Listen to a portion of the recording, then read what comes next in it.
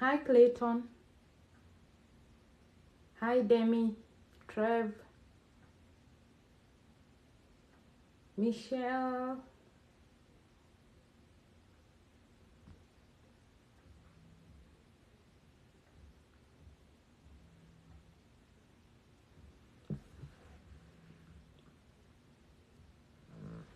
Hi, Nancy.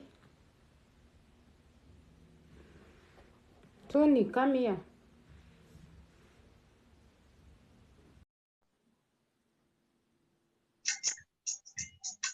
Hi, Tony. Hi, How are you? Kaji. Good. Yesterday.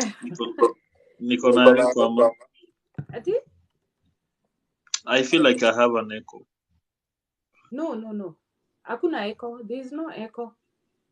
I Yeah. can't hear it. Yesterday, I came yesterday and you were talking things. In vernacular, I know. Things I don't understand. Yes, I understand. Na mkiendelea tu. How is your new year? And I know you just left. Yeah, you told me today's live is not. Uliniambia live ya leo. Hiliti shangwe. I know. But today we Yeah, are you going. are enjoying, but for us, we are not able to understand. Yes, I understand. Sometimes it's inakuwa marginalized. Ni vile nilikuwa Yeah. the wale guests walikuwa nataka kuongea in that vernacular. But today I want to just talk in English mostly so that everyone can understand. Yeah. How's the new year? Good. How is your new year? How is work? Work. Yesterday hata nilikuwa nimetoka Mrando. Even it wasn't work. I'm resuming Oh, tomorrow. Yeah, I'm resuming tomorrow. So tomorrow kuja live itakuwa na shida. Maybe on Fridays sitakuwa naenda out sherehe. yeah, the So I told better. you I'm still young. Yeah, you're I'm still. still young. I have to vunja mifupa. I know. Yeah, you can't limit yourself. Mm-hmm. But But you can still find careful. time to enjoy yourself. You cannot just limit yourself. At the same Yeah. time lazima utafute mtu outside. Lazima utafute mtu. But let me say I'll be coming live kama utakuwa unaingia mapema kitu in between 8 cause natokanga my work ends at 3 but I have to go Okay. to the gym as from 5 to maybe 8 or 7. Oh, So, okay, so, so yeah. when is the best time? Kuna Naendanga things daily. nikuwe naingia live around what time? 7? Let me Between say 7 around and 7 iendelee kidogo but nitakuwa nakuja tu for 1 hour maybe ama some few minutes cause nitakana nikishawa nilale nione chenye nitafanya kesho. 100% true. Yeah, that's Yeah. true. Nikilala late mimi kesho sitafanya kazi vizuri. I know, yeah. Hata sitakaa sana, even for maybe just 1 hour. We just talk a topic. Unaweza tu unajua sasa wewe inakwanga mchana huko but you have other Yeah. friends who will support still. Yeah. But But yesterday even I was like unajua text hivyo the time that you texted me yeah. ndio niliona I saw the text nikikwambia I'm busy nilikuwa imagine I wasn't I said I was tired, right? Yes. Uliniambia umechoka. But I wasn't tired ile ya kuchoka ile ya kufanya sijui nini nilikuwa nimelala saa ngapi I had slept at around 5 a.m. Nikaamka 9 nikamka 9 kuenda kusumbuana na watu fulani huko hivyo nikarudi 6 so I was sleepy. I was Oh. sleepy. Nilikuja baadaye, nikakuja. So I had to sleep for 1 hour because ulikuwa umeniambia nikaset alarm. I had to sleep for 1 hour, then nikuje life yako. That's why Oh. nilikwambia niikie box yangu. Alafu coming to your live nikapata mnaongea Kikorino. Kikorino. Kikuyu, Kikorino. Kikorino. Oh, Kikorino na yeah. Kikuyu si wa Kikuyu It's na the wangeko same. wa Yeah, I Korino. understand what you're saying. Yeah, I understand what you're saying. Yeah, definitely I understand. But I think it's Though better when, naelewa kiasi. yeah. Though naelewa Kikuyu kiasi cause my girlfriends wote ni wa Kikuyu, sijaipata wa kabila yangu. Oh, Wananifunza. that's nice. Now understand, by So the way, I understand. tell your people to tap the screen Tap, so guys. that we don't Na unaona tuko we don't wengi. fall. Hapa kuna mtu ametap. Tuko 27. And no one is Girlfriends. tapping. Guys, please tap. Tap the screen, guys, so that you don't fall. Yes. Thank you, Abil. Thank you, Jaguar Wambui. Jaguar Wambui. Uhuru wa No, usiongee hiyo, wataongea hiyo.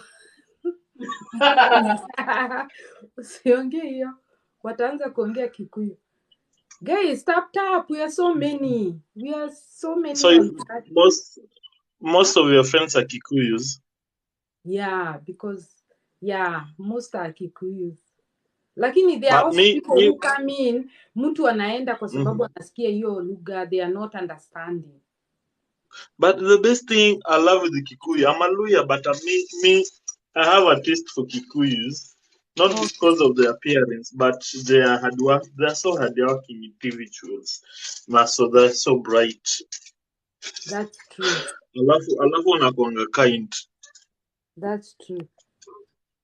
It's not like our fellow Luyas.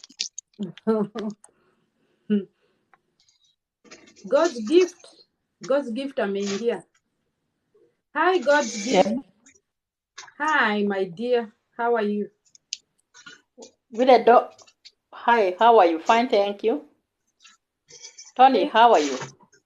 Good, how are you? Tony? Yes? Fine, thank you. Can you repeat what you have said? I'm good. What have you said? No, repeat what you have said. Kikuyu what? They are...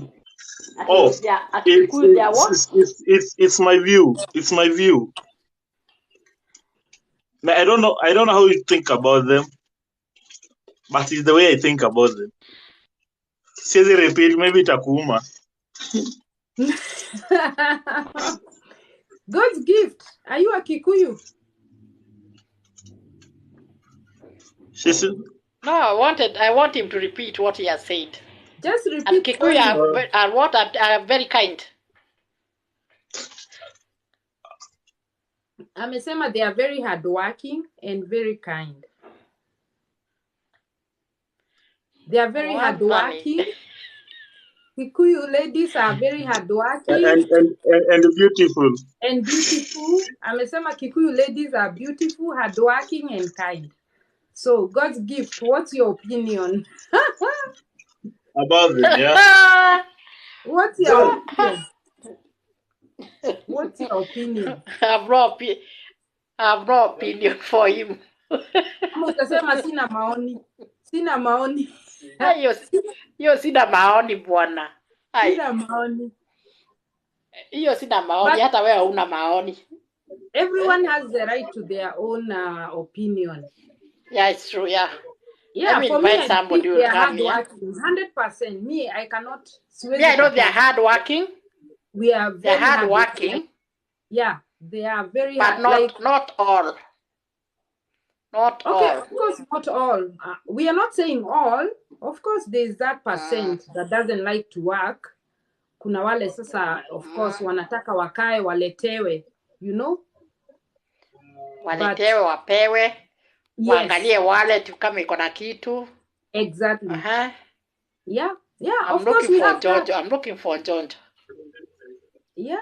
Oh, We I've cannot invited deny George. that. I was inviting. There are those who look for the wallet. Yes. Kama 100%. wallet sio mzuri, we tembea kubwa kubwa. Exactly. Nasikia Tony. That, Tony, Tony, have you heard what I've said? Tony is not here with us. Tony hayuko hapa.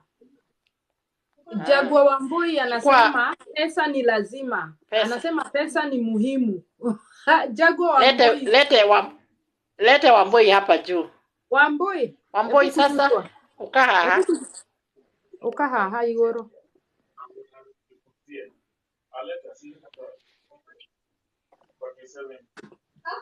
The money is life. I know. Wambui. Come here. Come and explain. Sasa. Money is life. He's even saying money is life. Money is life. Money is life. He's even saying money is life. I can see. Unataka kusema ati ni Wakikuyu?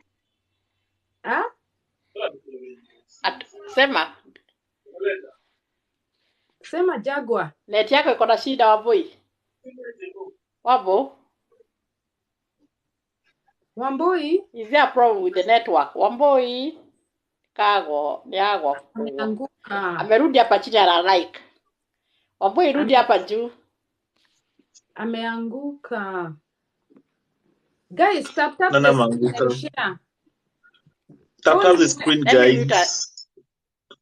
Top gifters follow. Hata kuna mwenye amegift. We, Tony mute alafu tap. When Wambui is talking, we can hear her.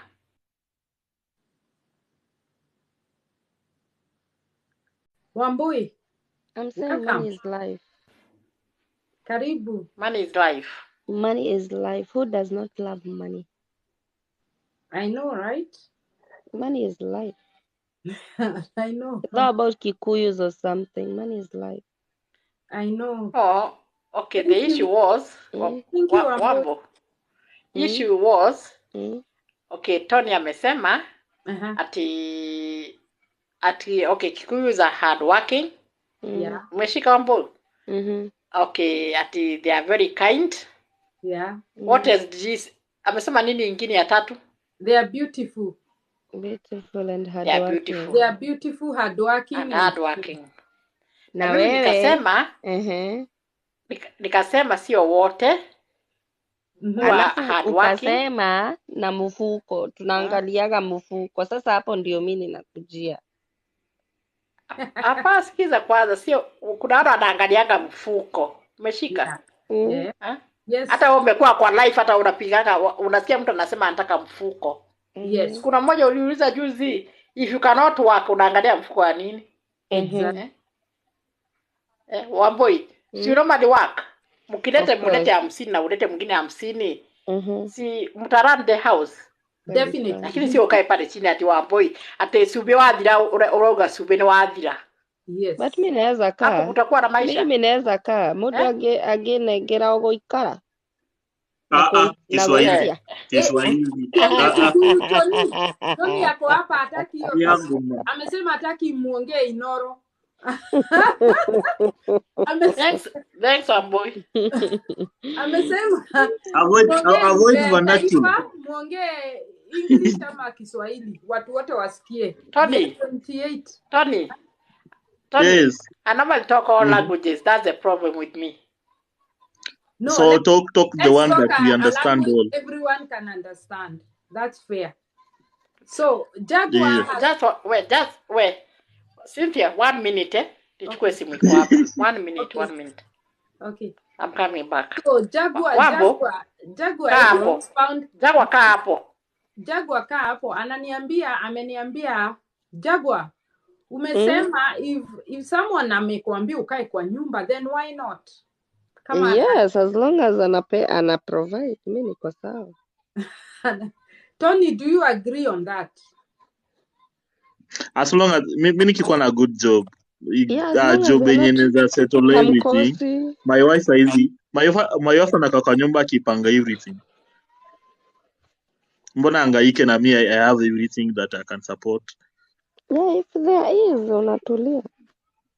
Yeah, na kama let me say akiona the money that I'm getting haezi meet all our needs, pia yako okay. Kama atako okay kuenda job ni sawa, ili asaidie.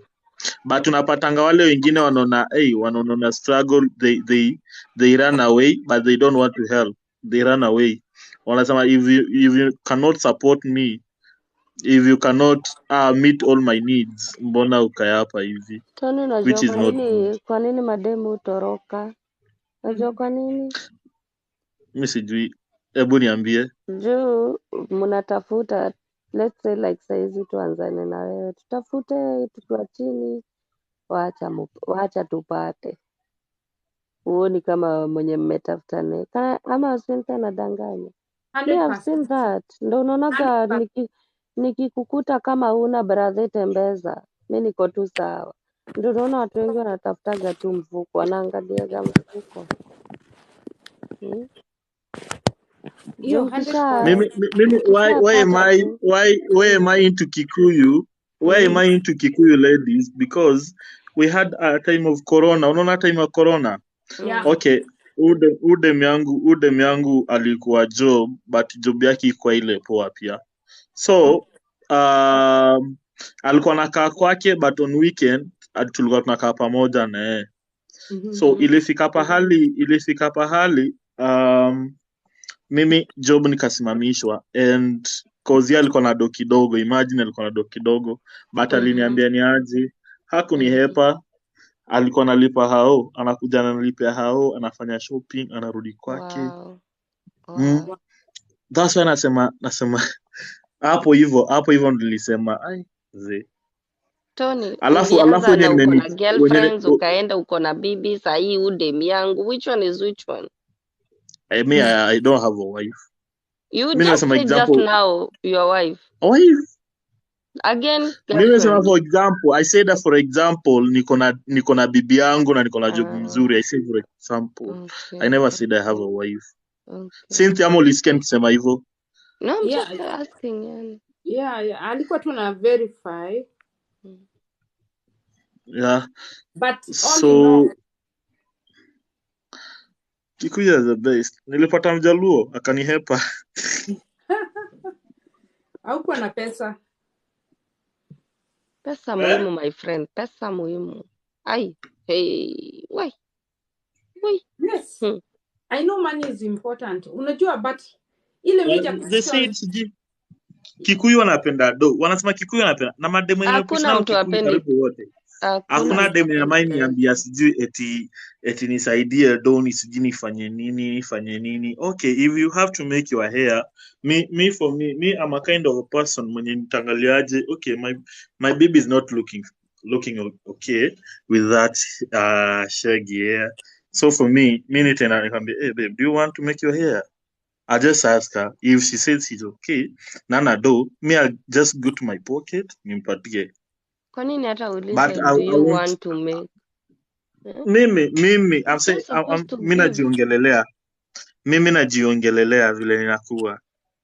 Wajua kuna mwingine maybe amebambika tu na nywele yake. Kuna mwingine anaendanga kama wig. Unaona wigs kuna vile unaweza nenda tu uitengeneze irudi poa, ama uende tu nyoroshe irudi poa uendelee. Kuna wengine wanatakanga hivyo. Kuna wengine hataki kushuka but wanataka kuweka ile wig peke yake.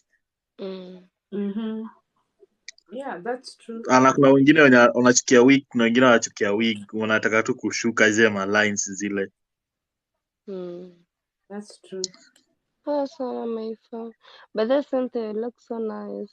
Unanifanya ni miss kwenda home kutengeneza nywele hivi. Thank you. Sasa nani anasema? Mefa anasema saseni. Poa sana. Tuko poa sana Mefa. How are you doing? Tap the screen guys. Share the live. Follow our top gifter. Follow this one in the box. Acha Follow the host. follow and unfollow the host. Advocate was supposed to bring a topic today. I can't see her. Nimeshare na yeye, I can't see her. She wanted to ask something.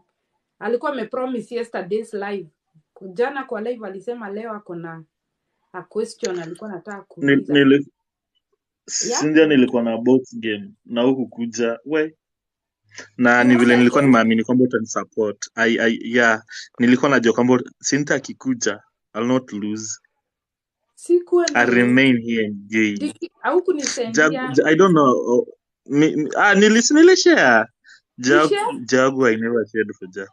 Unajua Jagu hatuongei, Wambui hatuongei vile, so I don't know about her. I never shared, let me not lie.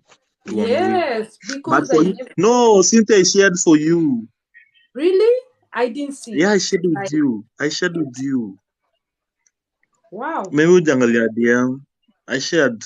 Kwanza zilikuwa mbili. Nilienda ingine nikatolewa, nikaenda ingine nikashare, nikatolewa, nikaenda ingine nikashare, nikatolewa. But let me say you are sleeping. Maybe you're not there. Maybe niko nimelala. Yeah. Around maybe. What time was it? Around 1. 1. Oh, Of course, huku ni night. So yeah, that's what. Ulikuwa umelala? Yeah. Now what time is it now? Right now ni 12. Ni midday. Okay. Right now ni 12. Sasa Mefa. Poa sana Cynthia, mkoaje? Tuko poa sana. Tunajaribu. How is your new year? My new year is good. Thank God. Oh, that's good. So far, thank God. Yeah, for sure. Kini invite already, nilikuwa nafanya 1 2 3 sasa ndio nimesettle at least. Oh, na understand. Unajua saa hii most watu wamelala, wana prepare. Okay, wajalala but yeah. In fact, nyuma bafu. Oh, kuna wengine wanafuta bafu. Ulikuwa bathroom? Yeah. Oh. Hata my family kumbusha I have to take a shower. Ndio mkoaje? Eti poa my phone. Tuko poa my dear. Eti unasema nimekukumbusha nini? I have to take a shower too. Kwenda. Unakumbuka unafaa kuoga? Haku anakumbuka. Can you imagine? Wewe kwenda hiyo acha kutuchezea. Lazima atalala tu. Atalala tu hivyo. Wanaume ni kuosha uso na kulala. Ulale. Acha kushinda usioge. Ulale. Hata usioge. Ende ulale. Ende ulale.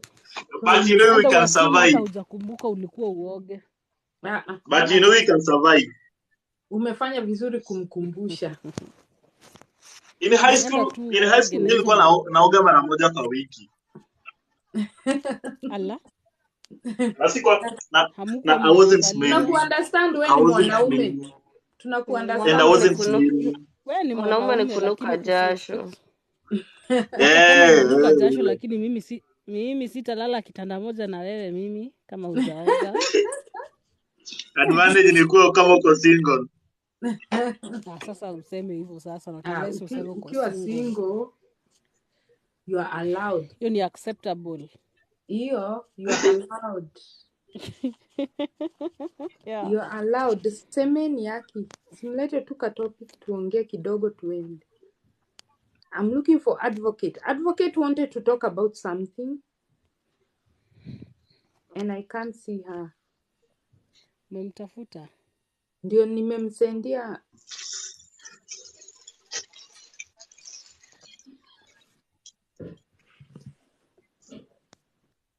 Semeni yake. Tony, tuambie tusikie. Tony. Bring a topic. You know I'm doing something here. Mimi sijaenda. I'm not going Ni kama mtu unaitwa ukiendaga. No, nilikuwa faa kiasi, kuna vitu fulani nimebai vitu hapa nataka kupanga. Oh. Nimebai mandizi.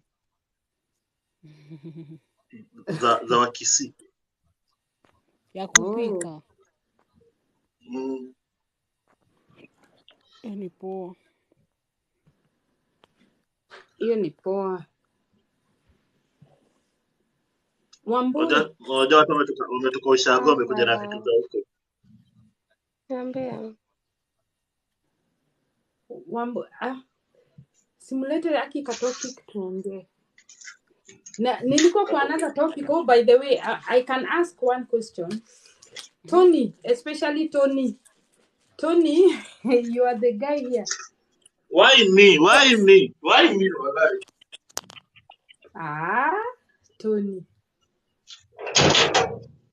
Mwataka kuniingilia? Okay, answer. I'll try to answer. Okay, then ask. Wewe ni advocate wa university. So they were asking, walikuwa naongea about education is the key to success. No.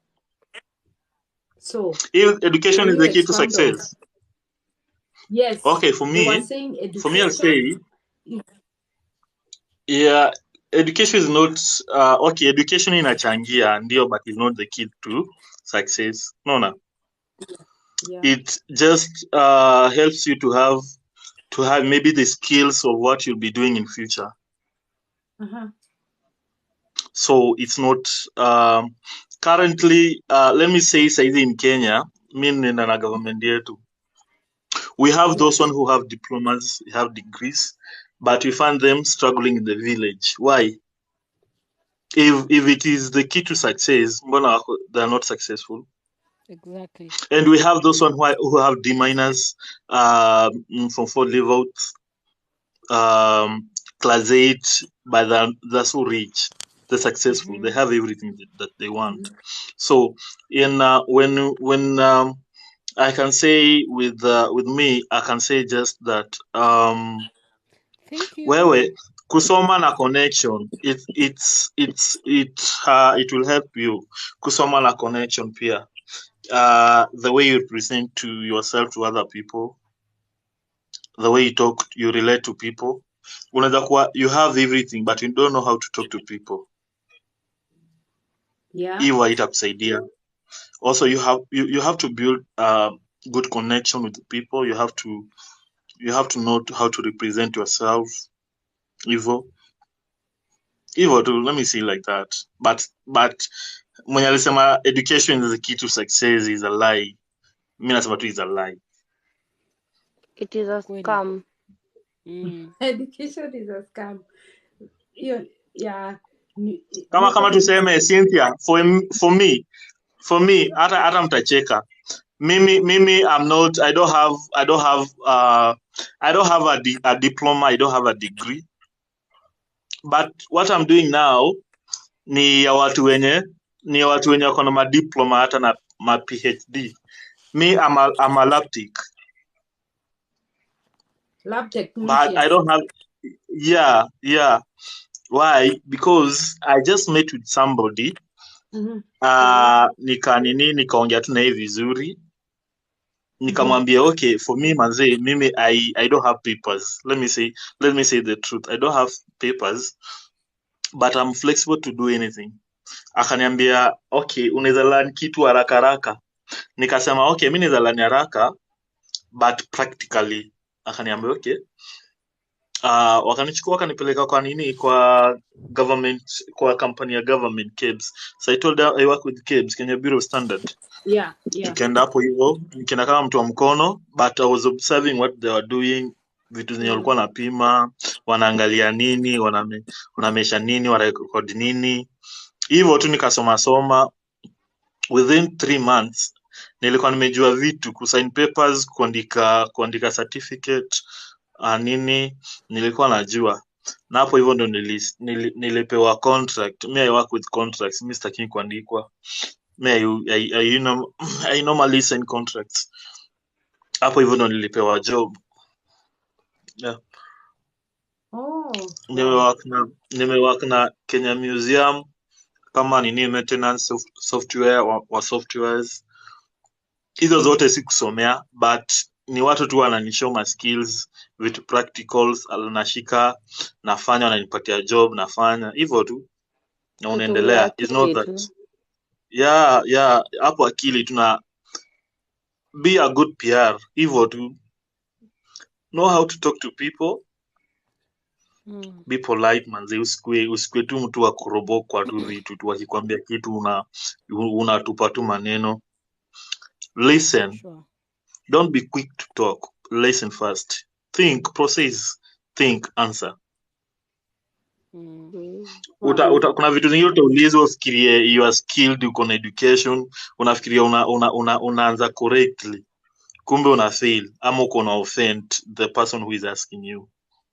So process, apimia tu mtu ako na intention gani, akikuuliza hiki kitu pia ako na intention gani, anakupima, anataka kujua kama unajua ama anataka tu. Kuna mwingine anakuuliza vitu ni haziko. That's true. So ni hivyo tu. Yeah. So ni hivyo tu. Ile kitu Education is not the key miusemanga, to succeed. ile kitu miusemanga, if education, tuseme umefika form 4, kama una feel like you want to further your education, if you have the means, unajua kuna pia we consider kuna watu hawana pesa, some people are orphans and stuff like that. So tuseme at least do your best kufika form 4. At least ukuwe na general knowledge. Unajua ukiwa form 4 utasoma tuseme vitu kama business, utasoma home science, utasoma vitu yani skills, some skills that you can apply outside. Kama huwezi afford kwenda college, huwezi afford kwenda university, at least utakuwa na kitu. Usifeel so like just because hauna education usifeel so down. Unajua kuna watu wanasemanga juu sasa umeambiwa education is a key to success. Kama una PhD, una degree, certificate, people look down upon themselves. But no, you can still do something with your life. I've seen people succeed. Yeah. It depends. Ina depend, kuna kitu inaitangwa book smart na street smart. If you're street smart, you're gonna make it. Ukiwa book smart na utumie ile book smart kukua street smart, you can still make it. Both ways work. It depends on the individual. Ama utasema aje Wamboi? It depends with your take, yeah. Kuna nini nilikuwa Cynthia, kuna life nilikuwa mchana and there was a lady alikuja kauliza, tuseme you are a single mother na umepatana na mtu na huyo mtu anataka you start a relationship, unafaa kuintroduce mtoto wako lini, after how long kwake? Okay, mi naweza sema hivi, it depends on how long umekuwa kwa hiyo relationship. Of course kitu ya kwanza yeye alikuwa anasema in fact wamejuana like 2 weeks. Acha tuite 2 weeks. But sasa mtoto but sasa jamaa anataka introducewe kwa watoto. Is that possible? No. Ni jamaa anataka kuintroduce ama ni bibi anataka kuintroduce? Ni jamaa anataka introducewe kwa watoto. The guy. Okay, kama ni jamaa.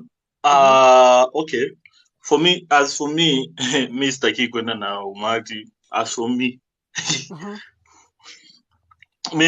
Mimi kwanza I'll approach you. Nikuingize box. Unaona? Nikisha kuingiza box ukisema okay, you ready to be with me? Hapo hivyo ndo nita open up. Nitakwambia kwamba okay, umeni accept, but I want to tell you something. I don't know if you'll still accept it or not. Niko na mtu hii. Hivyo tu. Yeah. Najua mtakuwa hapo hivyo, najua kuna swali lingine utaniulizia. So I'll be ready to answer any other questions that utaniulizia. Haya, hebu niambie hivi. Because the first thing utauliza na mtoto na mama huyu mtoto aje, you'll be eager to know the connection yenye tuko na ule baby mama, the baby mama, I'll be open. Okay, ukikubali I'll be open, but ukianza kuwa na issue, najua wewe hata you'll not manage maybe to stay with my kid hivyo tu. But don't you think, Tony, it is good to introduce to don't you think ni vizuri uniambie tu mapema before hiyo process ya kuni approach? Don't you think ni vizuri pia uniambie mimi am a single father na iko hivi na hivi na hivi, instead of ugoje niingie kwa box yako, after kuingia kwa box ndio unakuja kuniambia na niko na mtoto. But it's still the same. Mimi sikupeleka mbali sana. Okay, on the spot. Ndakwambia on the spot. Sitakupeleka mbali sana. Sitakupeleka sijui 1 week, sijui how many days. Ni hivyo tu. Cynthia. Cause unapatanga ule tu mtu mwenye kuna interest na yeye baada atakuwa na interest na wewe. Hadi umfanyie aje. Okay, mimi ninaweza sema hivi. Of course ukianza relationship, kitu ya kwanza kuna Be watu open. wale wako honest, watakuambia direct niko na mtoto. Good. Lakini I think you're supposed to take your time like 6 months. Juu haujui, unajua hakuna kitu mbaya kama umeintroduce watoto wako in 2 weeks kwa mwanaume and then in 6 months you are not together. Sure. Are you trying to see the kind of picture utaportray ama kwa kichwa ya watoto?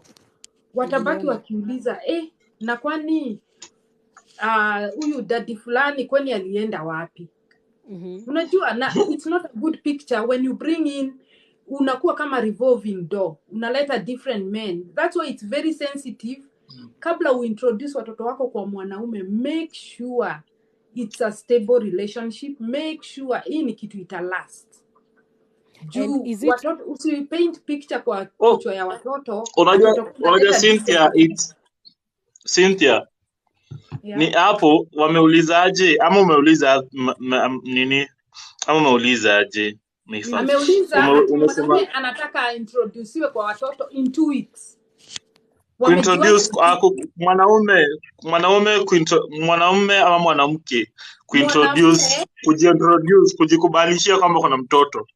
No. Ama kuintroduce kwa watoto. Hapana. You're not getting. Tumepatana na wewe Tony. I'm a mother. Lakini wewe you have already fall in love with me. Na maybe umeniuliza tell me about yourself Mary. So I'll come to you na nikuambie I'm a single mother. Iko hivi na hivi na hivi na hivi. But all of a sudden you want me to introduce to you my children na niwaambie mimi no me it won't work. Siko nimeelewa. For me no, it will take time for you to know my kid. Good. Utasikia tu jina, utamjua tu jina, mjue tu jina lakini usimuone sura. But for me pia mimi nilikuwa nafikiria hivi, is it good like for me ni sawa ni tuko in love lakini sasa ni kuintroduce like my friend.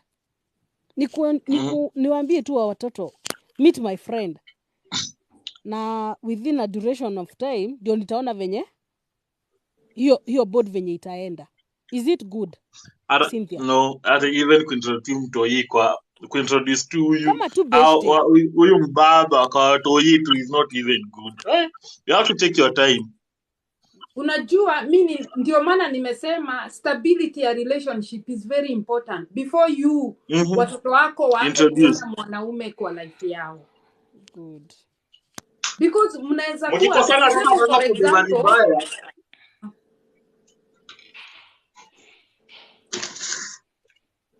nasema for example mmejuana na huyu jamaa in 2 weeks, umeshaambia watoto this is your new dad, and then in a month from there ama in 2 months hamuko pamoja. Can you imagine the kind of picture you're portraying to your kids? The kind of example, because now you look for another man, because of course you're looking for another man because you still believe in love, right? But what if I introduce himself as a friend, as my friend, not even my boyfriend, but as a friend, just a friend? Yeah, just a friend. Lafiki tu, otamurata tu, just a friend. Sitaambia watoto eti ni daddy ama ni uncle. No. Meet my friend. Watoto wako sensitive. This is Watoto wako Tony. sensitive. This is my friend. Watoto wako sensitive. Like usikirie umewacheza kumbe wameshajua. Yeah, they can sense. Wataambia tu They can sense. They can sense. Yeah, wataambia tu muziki zenu. So you better tell you take maybe tu hata mkikutana nao si introduce. Hata usiambie watoto wewe ni nani. Mnyakanyagia tu. Ikifika time ndo we introduce. Because unajua shida inakujianga, you know, it's the kind of picture utaportray kwa watoto. You don't want your kids wakikuona na different man. As much as uta introduce huyu jamaa kama boyfriend yako, but it's still someone. So leo wanakuona uko na Tony, kesho umeenda umechukua mtu mwingine. Hapana mimi. Yeah, so it's like, okay, kwani mom, how many men are you, like how many men do you have? And wacha nikuambie, kama kuna watu wabaya ni watoto, huwa wasahau. You know that is for life. Because their brains are still developing. So it's like an empty PC. Una memory card iko empty, so una store vitu. So they'll not forget. Meifa. Watakumbuka, niliona mom na mtu fulani, siku fulani.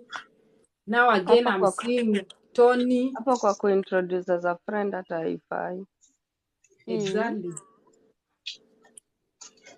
Hata ati? Nasema hapo kwa friend hata haifai juu. Especially kwa kuna watoto wanaume. Wanashikaga vitu haraka sana. Sana. Enda na yeye mpige story na watoto, mpige tu story kifika time jamaa aende kwake. But usiambie watoto huyu ni nani. Yeah. Mi hata kumwambia, hata si kuambia huyu ni nani, hakuna haja hata kuintro. Let them not see the guy. Let them not see the guy. Personally, there is a friend and there Hello, welcome the visitor. Evo too. Welcome TikTok. TikTok advocate is here. Thank you, good one, for joining. Hey, good one. Good one is in the house. Hi, good one. Happy New Year. Mi kwangu nitasema hata huyo tu, unajua kuna friend mwenye mlali naye na kuna friend mwenye mnalala naye. Yes. Mwenye tunalala naye hatawezi karibia watoto wangu until nione iko stable. Yeah. Mimi kwangu mimi niko na watoto vijana. Mercy wacha mchezo. Eti huko ambiwa welcome so much Mercy. Welcome guys, welcome. Kama mnalala naye na wewe unakaa na watu hii, make sure basi ukienda usimpeleke kwako, enda kwake. Hata mimi siwezi until nione siku, na hata still hata mwaka moja si enough. It is not enough kujua mtu bado. Juu watu hubadilika kaa nguo. I know. Sasa nasema usimpeleke kwa watoto, usimpeleke huko mwende mfanyizo mavitu huko kwa nini kwa house moja na watu hii. Niko nasikia mkisema the first time you meet with someone. For me the first time, my name is Wamboi and I am a single mom. Take it or leave it. Exactly. That's true. Sijui kubit around the bush. Juu kuna mtu mwenye anaweza kuuliza mbona huku niambia the first moment tumejuana. Mbona huku niambia. Mimi wana watu wakiolewa mpaka mtu mpaka anafanya marriage, siku ya marriage ndo anajua kuna watoto. How do you hide that one? Are you not proud of your kids or what? Unajua, most people feel like they messed up. So anataka akue ati, yeah, there are so many people wanna hide watoto. Hide, like literally they hide mtoto. Kwa sababu hataki aonekane ati sijui alimess up.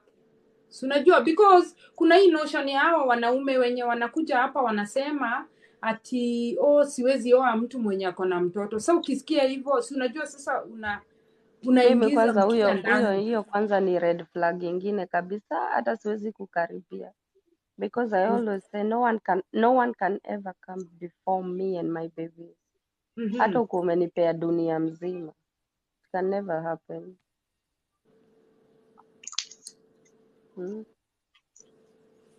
That's why at least you need to be open. Mwenye anakupenda akupende na From the mzigo first yako. time, yeah. Ukijua it's only one day na atatoroka, aende akiendaga.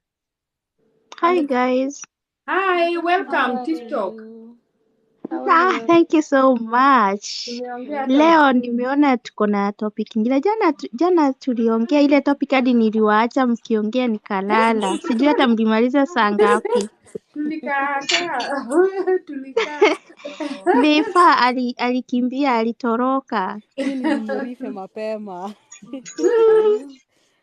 Jana topic ya jana ili prolong. Yeah, ilikuwa imeshika.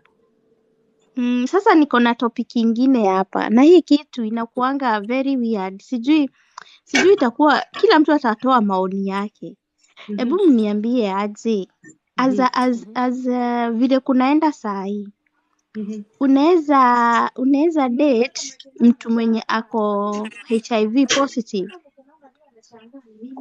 Ama unaweza get married to someone who is HIV positive and si eti hujui, unajua na amekuambia everything but ako very serious na wewe and anataka you get married kwanza na harusi na ni mtu famous, mtu popular. For me, I will say I've never been there, but I don't think I can.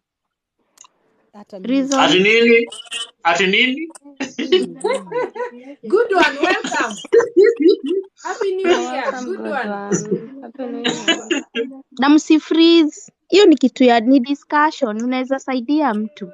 Yes, 100%. Advocate. Unaweza saidia mtu, unajua here 42 of us here. Na kuna mtu Yeah, so you have to don't make it short at useme hapana mimi prolong it and give a reason to why I cannot.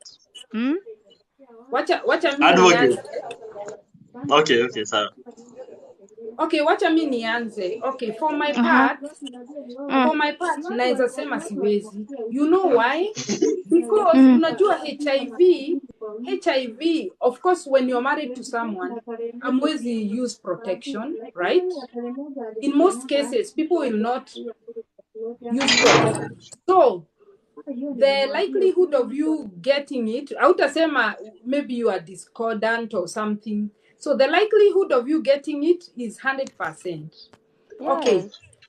When it comes to ARVs, unajua ARVs are different. Zina accept, kuna watu ARV itaku accept na kuna watu ARV hazi accept. Una understand? So ina depend na immunity yako. If tuseme sasa wewe unakunywa, kuna watu ARV zinawakubali kabisa, anakunywa ARV na alikuwa in the verge of death. Akikunywa ARV, yani anakuwa ni kama amerevive. Hata uwezi sema unasimama mtu hana HIV na mtu ako na HIV. Ukiambiwa huyu ako na HIV, nimeona watu wengi wanasema hapana, uongo, anawekelewa.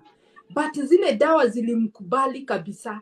Lakini kuna mwingine anapewa zile the same dawa hazimkubali, zinakataa. Anakuwa mgonjwa, mnyonge, skin ina change, you know. So for me, no. I would say no because I don't know how hizo nini zitakubali. No nisema sasa. Hata pia niseme yangu. Ati? Sema. Kwanza advocate. Ako wapi advocate listen. Where are you? Kuna mtu anaongea hapa na simu, that's why nimemute. Oh, okay. Sawa, the first thing guys you should know, kila mtu anaogopa kukufa. Aya, HIV is a deadly disease. Kila mtu anajua, hakuna mwenye hajui. Okay, if you want to die early, sawa utakubali. Na kama unapenda life yako and you want to have a bright future, utakataa. Kwanza utaambia huyo mtu Siko ni asante sana umeniambia. But mimi sitaki kukufa sahi. It's not that I hate you. I hate you. Thank you so much for speaking the truth. It's not that I hate you. But please allow me to live. Wacha tu ni mimi niende kwa mtu mwenye hana ukimwi. Yeah. Mimi no. Me I don't want to die. No.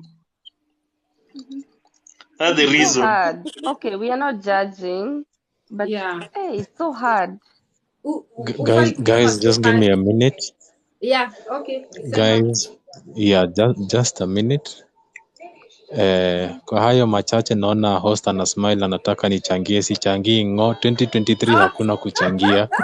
Tunyamaze. Good one. Oh my Nyamaze, God. good one. Yeah. Good one. Happy Yeah, I New hope Year kwanza. yes. Kabla ya Happy New Year to you too. How are you doing?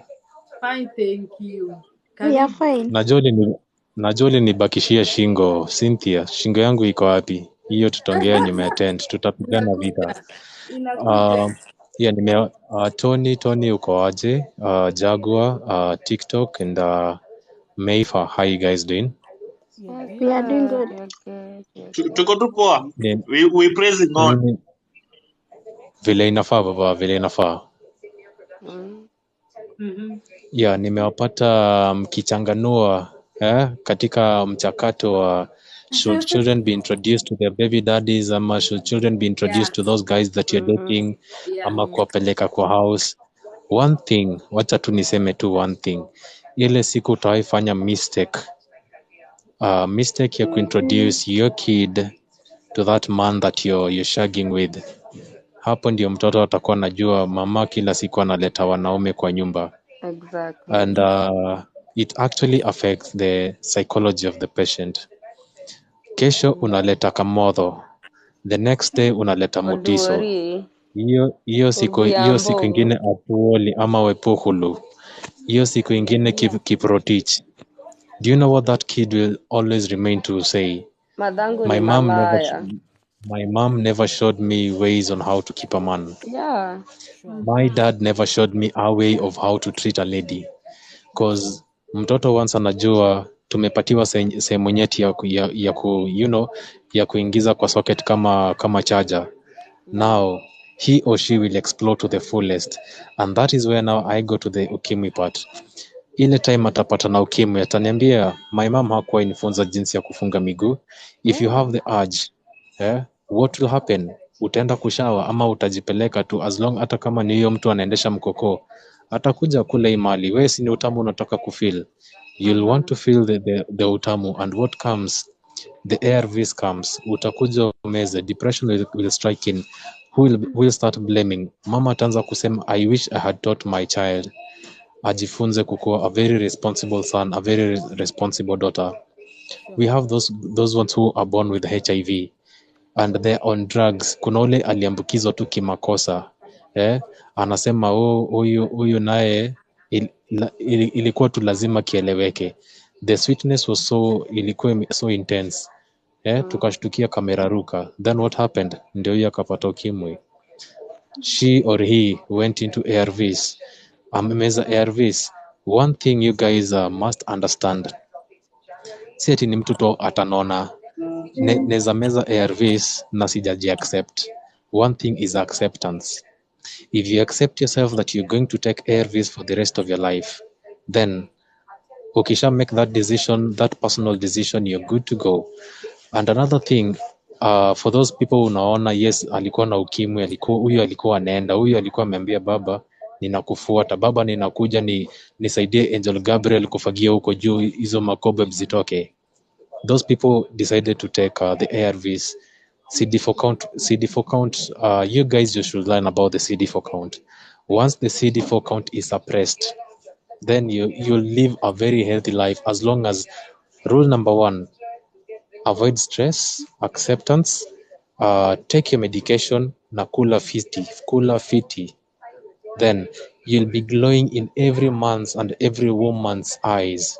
Mtu hatasema huyu ako na ukimwi.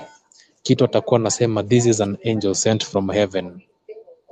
And you find such people wanajitunza, hawataki watoto wao wafike to that, unajua ile nye kitu enye alifanya predispose ikampeleka to that maybe what he or she is going through.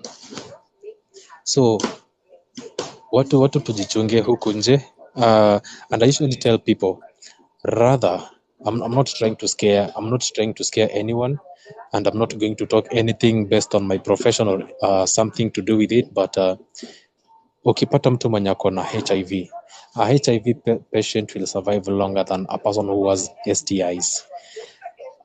A good example of an STI, let us talk about chancroid, let us talk about gonorrhea, let us talk about syphilis. Hizi STIs zitakumaliza, zitakufanya ukue chizi. It actually goes and interferes with your brain.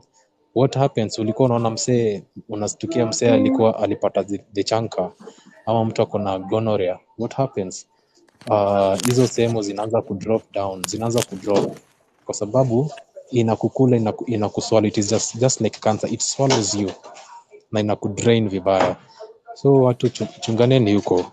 Ni hayo kwa sasa, thank you, very important. Wow. First of all, acha kwanza ni comment. First of all, uko na sauti poa, and then umetu educate, and then nilikuwa nauliza hivi as a doctor, because nimesikia wewe ni daktari. As mimi I'm not HIV, but nipate mtu aniambie she wants to marry me and he is positive. Yeye ni positive na hanifichi, ananiambia there is ways we can do to zenye tunaweza fanya and I will not be HIV. Unaona? Okay, sawa, hata kama ni daktari wa mapenzi it's okay. So hiyo ndio topic yenye ilikuwa hapa. Umetuelezea vizuri, tumesoma, and we will be very careful, especially me. And then sasa ndio hapo nataka unieleze. Okay, tuko na Samia anataka, guys, tuko na Samia anataka ako na point. Nani atamtokea kidogo aingie and then arudi? Naweza mdropia. Uko na point unaweza ongea before you go and then I can drop. No, good one, don't drop, because before you go you must answer that question. Yeah, before you go you must answer that. Me, I'm doing something. I can just go. I'm doing something. Okay. Unaweza rudi, usiende mbali Tony.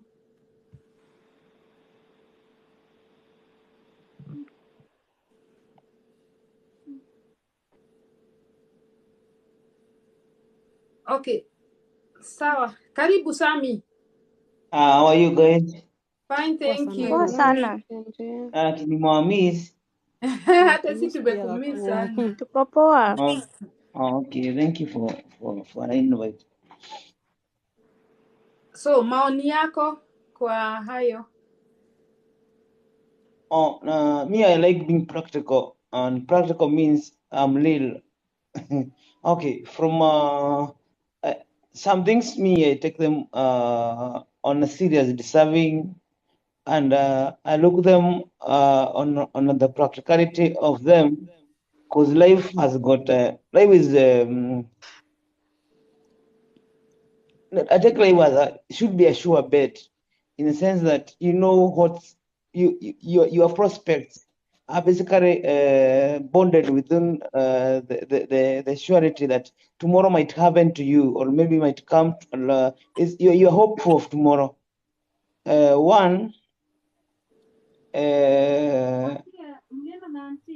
I've had the question in regard to the advocate ameuliza hapo, if I'm dating a woman, for example, of course I have to date a woman. I can't date a man because I respect the line of life.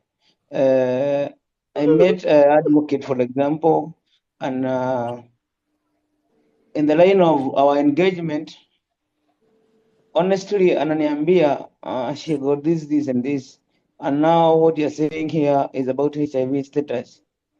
For me, I can't date a woman. if you have HIV, what can we do together? What practicality on it? And I still have many plans. I've got many plans in the guard. I've got a projection of my life saying I want to go this direction of life. Then I know this disease is a terminal. It's like give me a I want to cut of you, life. Sammy. I want to cut you short, Sammy. Sammy, I want to cut you short, and I'm not cutting you short in a bad way. I want you to have this perspective. Correct. Kuna children who are born with HIV. Correct. The mother amekuwa HIV. The mother is a HIV positive. The child Correct. turns out to be HIV negative. Yes. And not because mama alikuwa anataka kwenda kuambukiza mtoto, but because the mom knows whatever she has gone through, hataki mtoto wake afanyike hivyo. And I know with that, unajua, you might be talking. There are some people who are watching or listening to you, Sammy, who are HIV positive and they have HIV negative spouses or husbands and wives. So I think, guys, whatever Sammy says, that is his thought. But unajua, for this circumstance, we should treat, unajua, saa zingine ukipata umezaliwa nayo, you never wanted to get it. Ulijipata uko nayo, you have to live with it. You have to accept yourself. Good one. Yeah. Let me interject. Let me now also stop you there. I tell you, one, our point is here, not the circumstance that leads to someone having HIV. We are talking of now somebody, like, for example, me and the advocate, we plan to have a family, right? We plan to have a family on the basis is a lifetime engagement, and we are going that direction. I'm not saying I'm not caring. I'm not saying I'm not. I can't help anybody. I'm not saying that I'm unique. No, I'm not unique. I'm just maybe lucky enough, or maybe I've exercises. Maybe I can say today I'm who I am because I did something maybe yesterday, or maybe even now, whatever I've done so far. Maybe I'm able not to have that condition as is prescribed at the status of HIV. Now, with that line, now I'm positive, I'm negative, and that's my situation. Or rather, that's my conditions. Now I'm in that line of say of the HIV. Now I get advocate who has got the HIV. Now I go now to the practical part of it, which now I like how people look at it. I look at it. Maybe people look at perceptions. People perceptions are different, and I'm also marginalizing anybody saying those who have HIV are bad. But that's the reality, and that's how things are. Equally, me, the way I am, that's the reality of how I am. Now, I'm going to the direction of engaging somebody, knowing very well advocate has pronounced herself.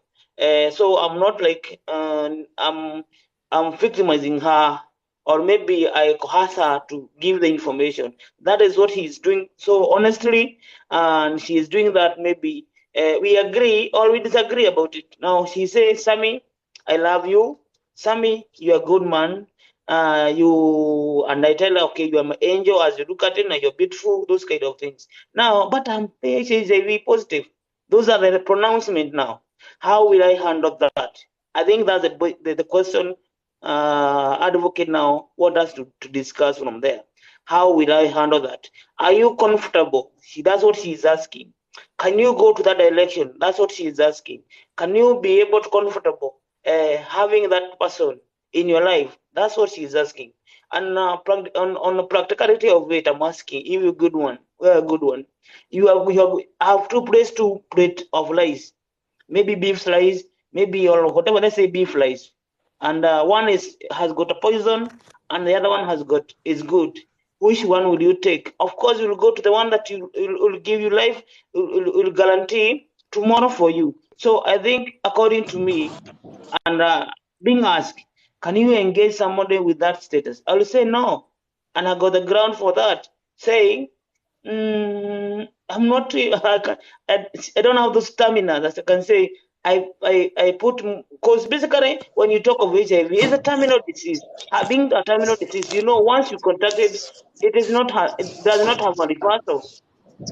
But not knowing very well that people are there out are having it and they are managing it. But you cannot tell me because people are managing it, I get into it so that I can manage like them. No, it can't work for me. And that is my honest opinion. And sometimes we give disclaimer, this information, whatever I say, just pick as my opinion, and not necessarily you apply it. But my position, my opinion being my position now is that I can't be comfortable about it, and that's what now advocate wanted to ask, and I responded like that.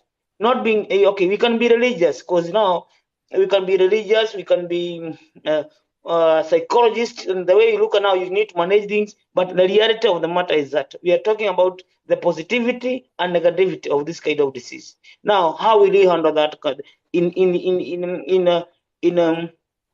both scenario? And of course, I can be saying whatever I'm saying, but maybe tomorrow I go get tested and I be positive. Now I'll handle that thing at that time. But now today I can confirm I'm this way. So that's what I'll say. Okay, Sammy, let's put it in this perspective, eh? Yes.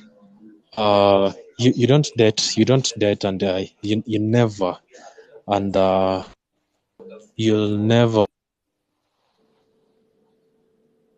want to see someone and say, she is my love, she is the love of my life. I always Unapotea, good one. really want.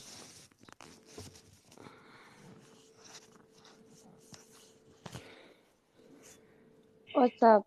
Umeomba net? Tunukiwa I don't know. ime-expire. I don't know what has happened.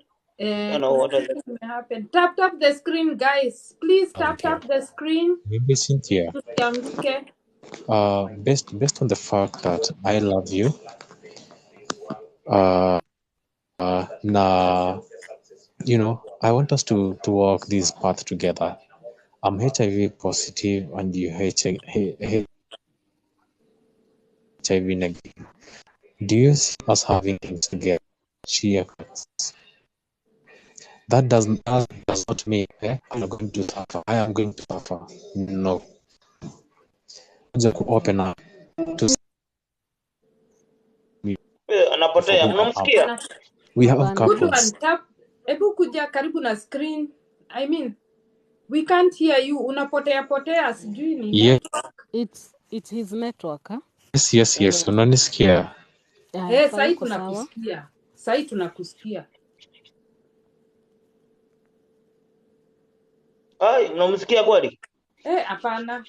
Sai ameenda kabisa. I think the best thing ni ashuke alafu arudi.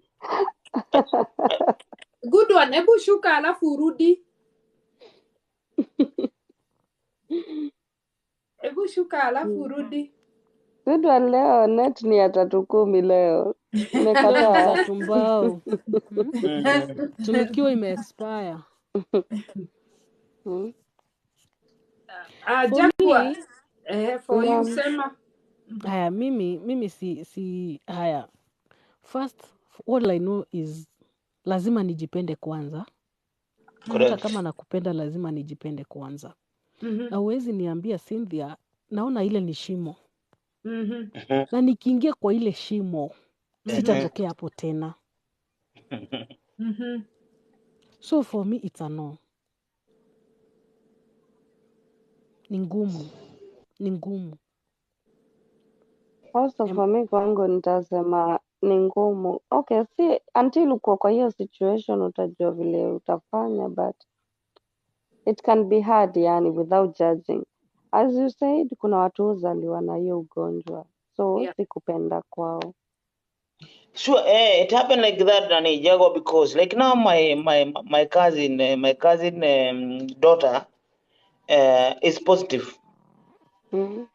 and my cousin and the wife are negative. They don't have the disease themselves, and cause there are ways that you can acquire this disease. Basically, not necessarily even sex, because the daughter of my cousin alidungwa masikio. Unaona masikio ile kuwekwa ile mnaekanga piercing. hiyo. That's the reason why, because he got at the age of I think 6 years, so there's nothing to do with sex there.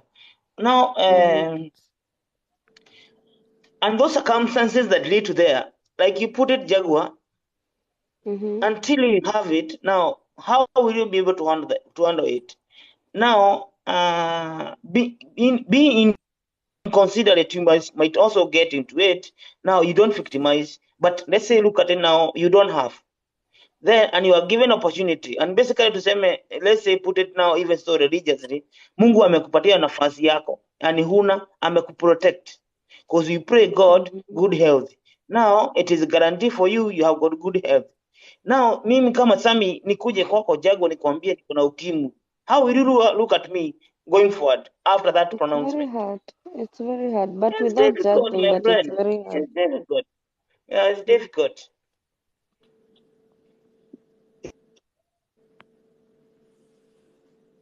Yeah, that's true.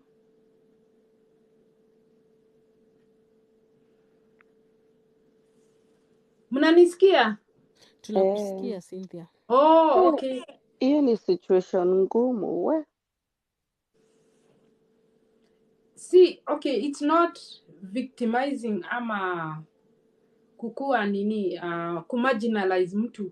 Yes, kuna wale wanazaliwa nayo and they are able to manage. Unaona hata mtu ako 50 years, 60 years, ameweza kuimanage. But for you, unaingia nayo katikati. It's not, you are just entering into the situation. Maybe uko 25 ama uko 30 and you've not had it prior. So you don't know how your situation is going to go with your body. Maybe you have never even seen someone who is sick. Yeah, because pia inadepend na immune system. Unajua immune system yangu sio same na ya Jaguar ama ya Advocate ama ya Mifa. It's different.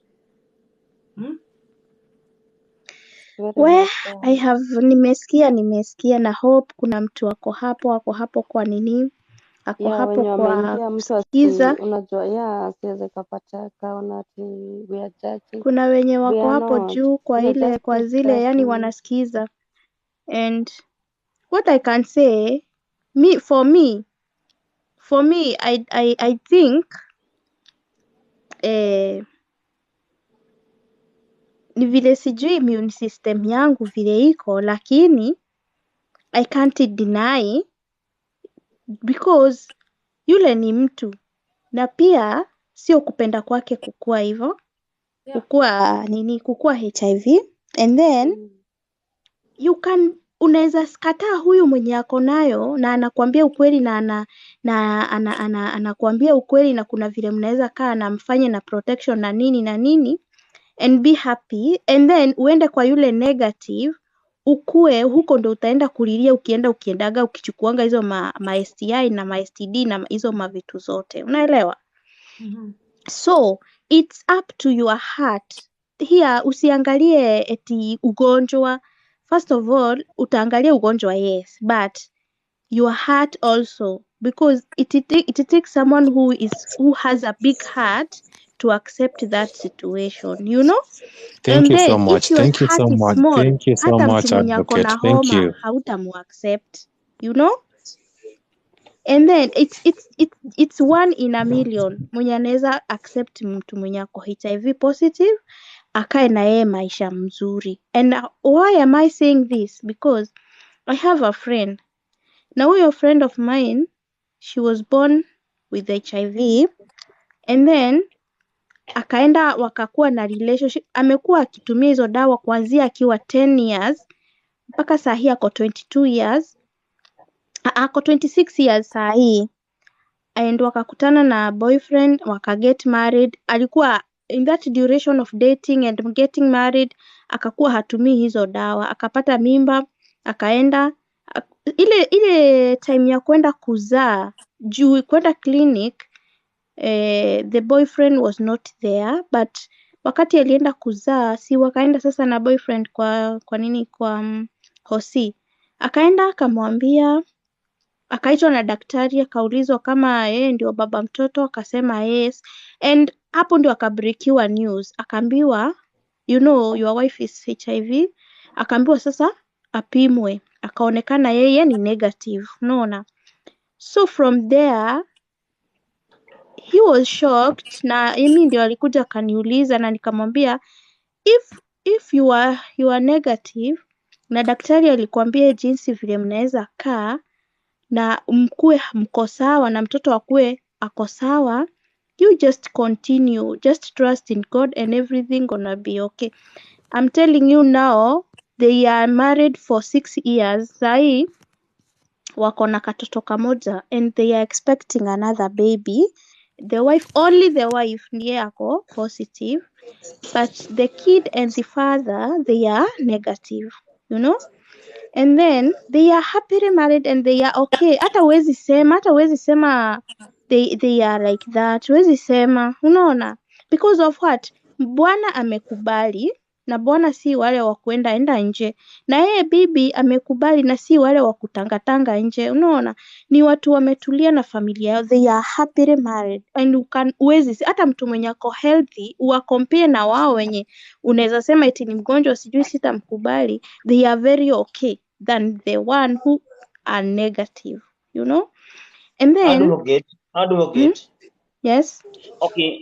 Okay, in my life ni mtu mmoja tu nimeona ako hiyo hali na nimemuuliza maswali kwa sababu he is a friend to my sister, very good friend, and okay, I know the story and I know how she has gone along, and I know many things together, but what we are talking about here is we are talking about now before the getting to the marriage, because there are situations whereby I marry you and we are okay, then in the course of our marriage we got now the disease. Now that's a different story.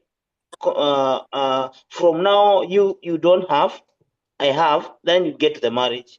Get the point? Yeah, and then hapo ndio nikasema I have come with peace, nikwambie Sami, I am hivi na hivi na hivi.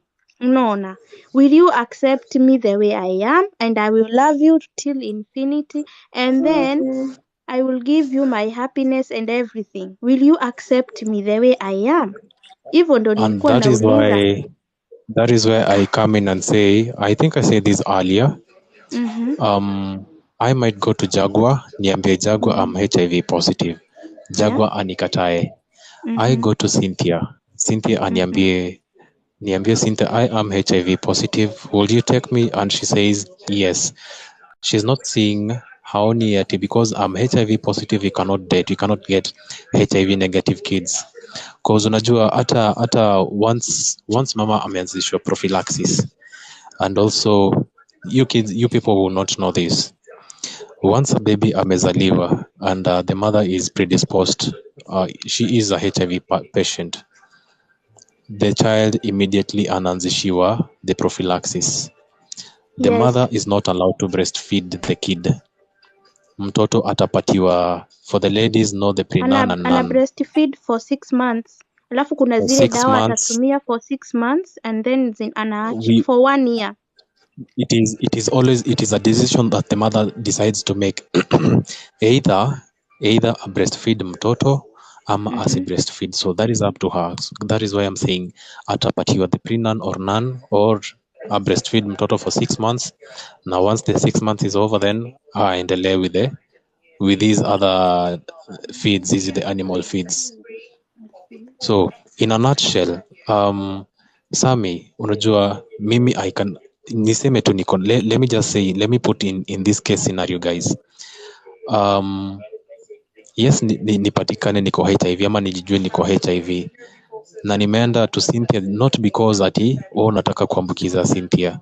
I am very pure with my intent because I love Cynthia I'll go straight to the point, niambia Cynthia, this is it, and we can enjoy our conjugal rights, we can do everything that we want, but it won't get to the point that I want to ambukiza my partner, I want to ambukiza my kids. Precaution is always there, and that is why mothers huwa wanafunzwa, when you go for your first antenatal visit, you're told if you unapimwa kwanza the HIV, and they'll also want to know the status of your partner. Ukipatikana uko negative, you'll be told how to keep the baby negative. If utapatikana uko HIV positive, a confirmatory test will be done to affirm that. And if you affirm that you're positive, then they're going to guide you on how you're supposed to eat healthy, on how the do's and the don'ts during pregnancy, mpaka the delivery of the placenta. So it is not all that, mimi nikiwa HIV positive, mtoto wangu atakuwa pia HIV positive. Ama niambukize my wife. We can be eating. Tunaweza kuwa tunakula the forbidden fruit vizuri sana, na I protect my partner. Mtoto wangu hata kuja kupatwa na that disease. So it is not unajua, Africans or at times people live with that mentality, since niko na ukimwi kuna lazima tu your wife ako nayo, mtoto wako ako nayo, mtakuwa isolated. But kuna ways with this trending westernization and the drugs and everything, ARVs, hizo ma 3TC, hizo madawa zote, it will make you usipate hiyo ugonjwa, and utalive positively, na hata you live positively in a way that utajua your child is negative na anaishi fiti. So ile rational decision ya kusema kumbe nani anakuanga HIV positive, mtoto wake ni positive, hiyo familia kila mtu ni positive, no. You might find mother ni positive, mzai ni negative, watoi ni negative. It happens. Discordant. Si wanasema discordant. Hiyo ndio sasa unasikia they usually say ama ukipatikana HIV positive, what happens, they start the counter tracing. Hata kama umelala na wanaume 50, from number 50 ama huyo mwenye alikuwa number 36 atatafutwa kila mtu contact tracing. Hao wanaume 50 wamekula mademu wangapi, hao mademu wamekula na masali wangapi. So hiyo circle yote, the forces, the contact tracing lazima itafanyika mpaka wapate each and every person, they prevent the further spread. Nikianza hapa tutaanza mafunzo na watu hawana bairo na kalamu na nini karatasi. So let me leave it at that. That is another topic for another day. Yeah, what I know, vile mimi najua ama kuelewa kwangu, you can live with a man or with a woman and you have kids, not even 1 or 2 or 3, even 5, and you are HIV positive, and your babies will never get HIV, and your husband will never get HIV, according to the medication where you go to your doctor.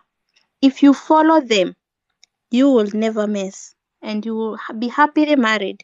But listen good, but don't risk if you know your immune system is not good, because wakati ile virus itakuingia ni hivyo tu, imekuingia na utaanza kutumia sasa zile HIV za hizo dawa za HIV, unaona.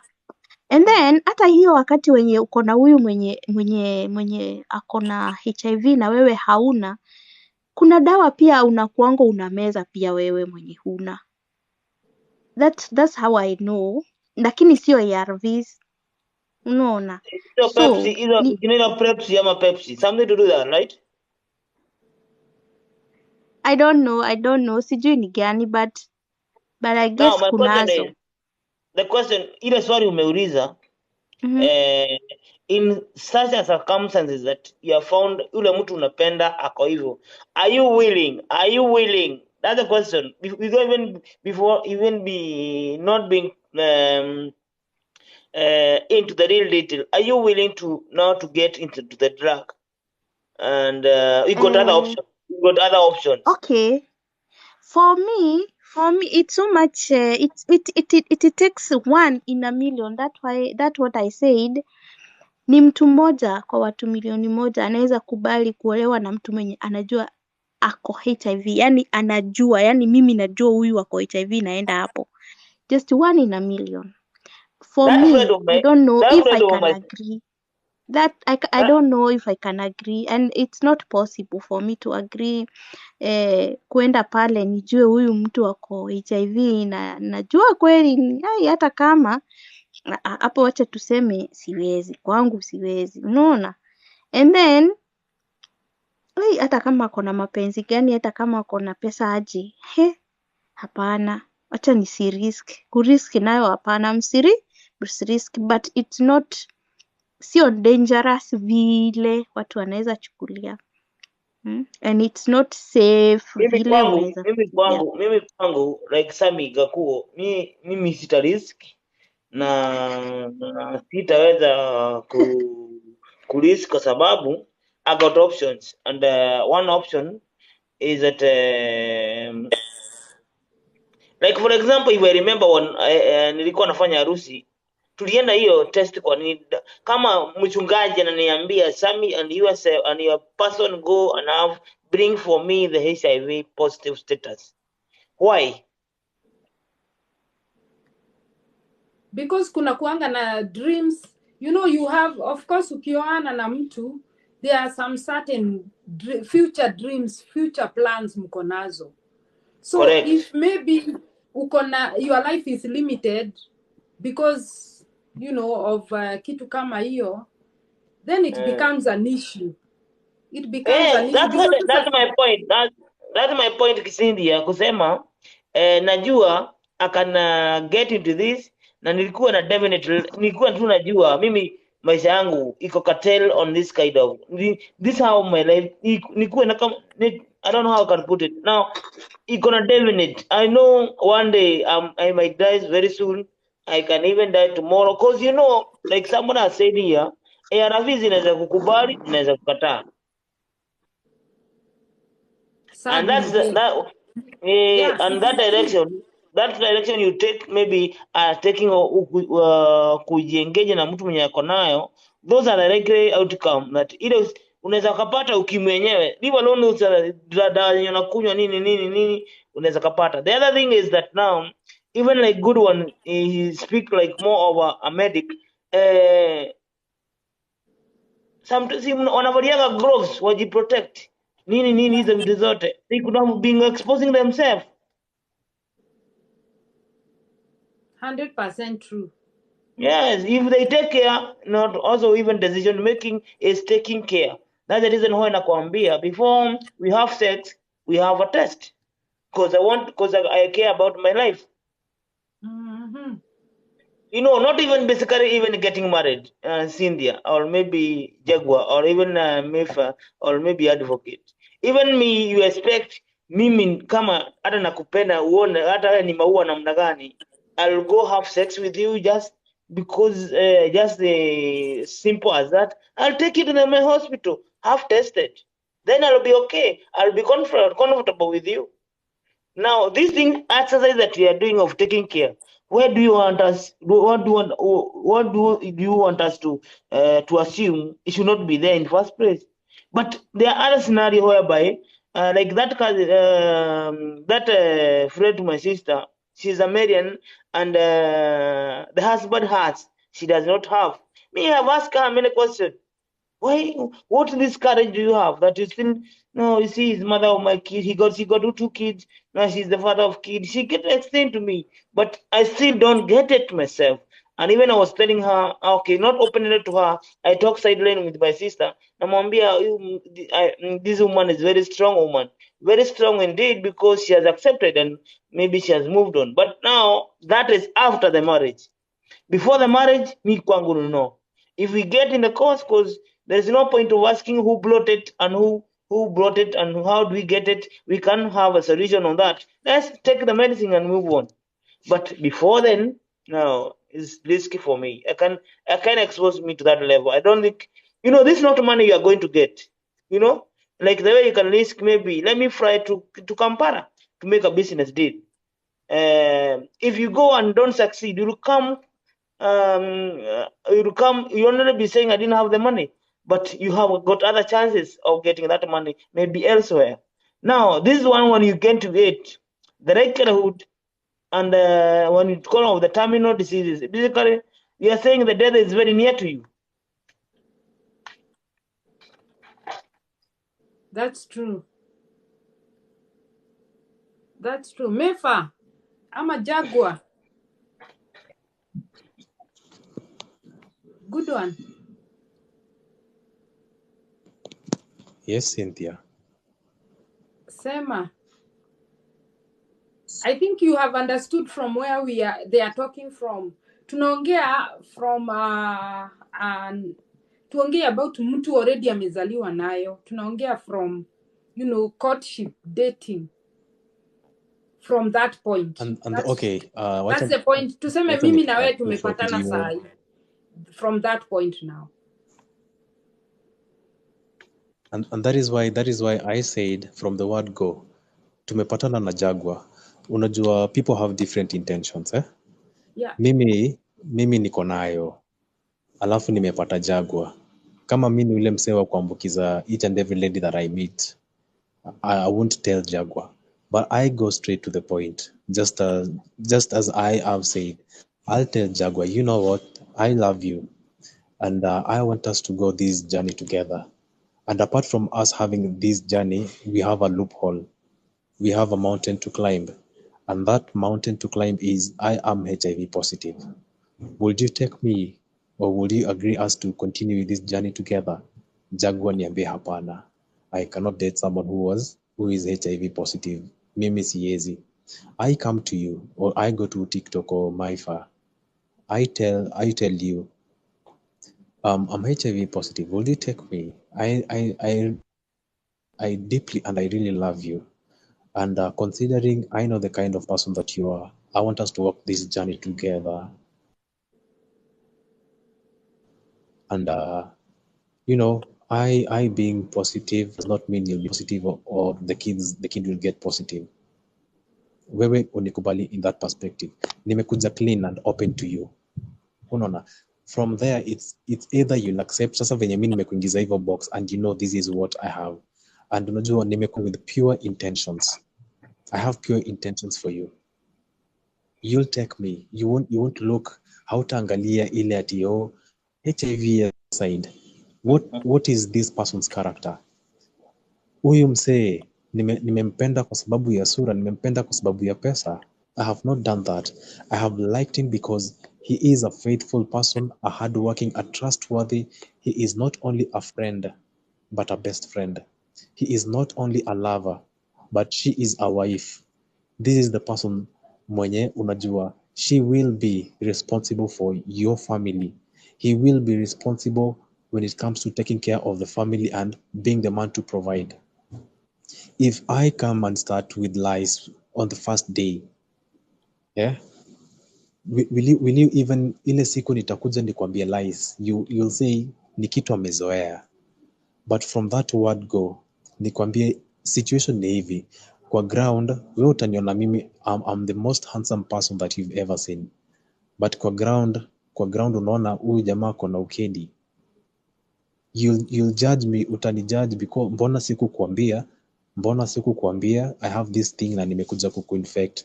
But unajua intention yangu kwako will not be there to hurt you, but I'll be there to tell you the truth and facts. Take it or leave it. Let us go this journey or we'll pata diversion, pita bypass, enda side ingine.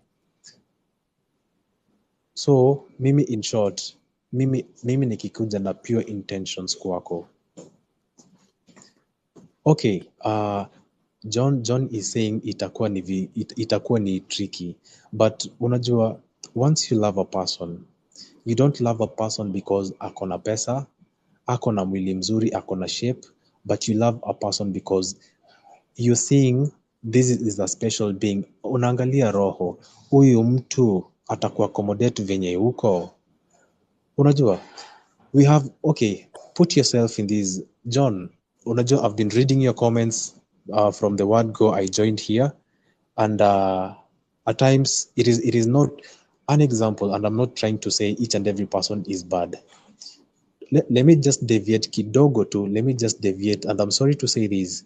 If you found you're dating this lady, and either a lady or a gentleman, now upate the lady is an albino or the man is an albino, most people know our albinos ni kama si watu wenye unajua hautakaa naye sana, ama wako na mashida mingi mingi. So mimi nikuje for example, Cynthia is an albino na sijaona ngozi yake, sijaona rangi yake. I have seen she's a very good, the heart is what speaks. How we connect with Cynthia is what brings me closer to her.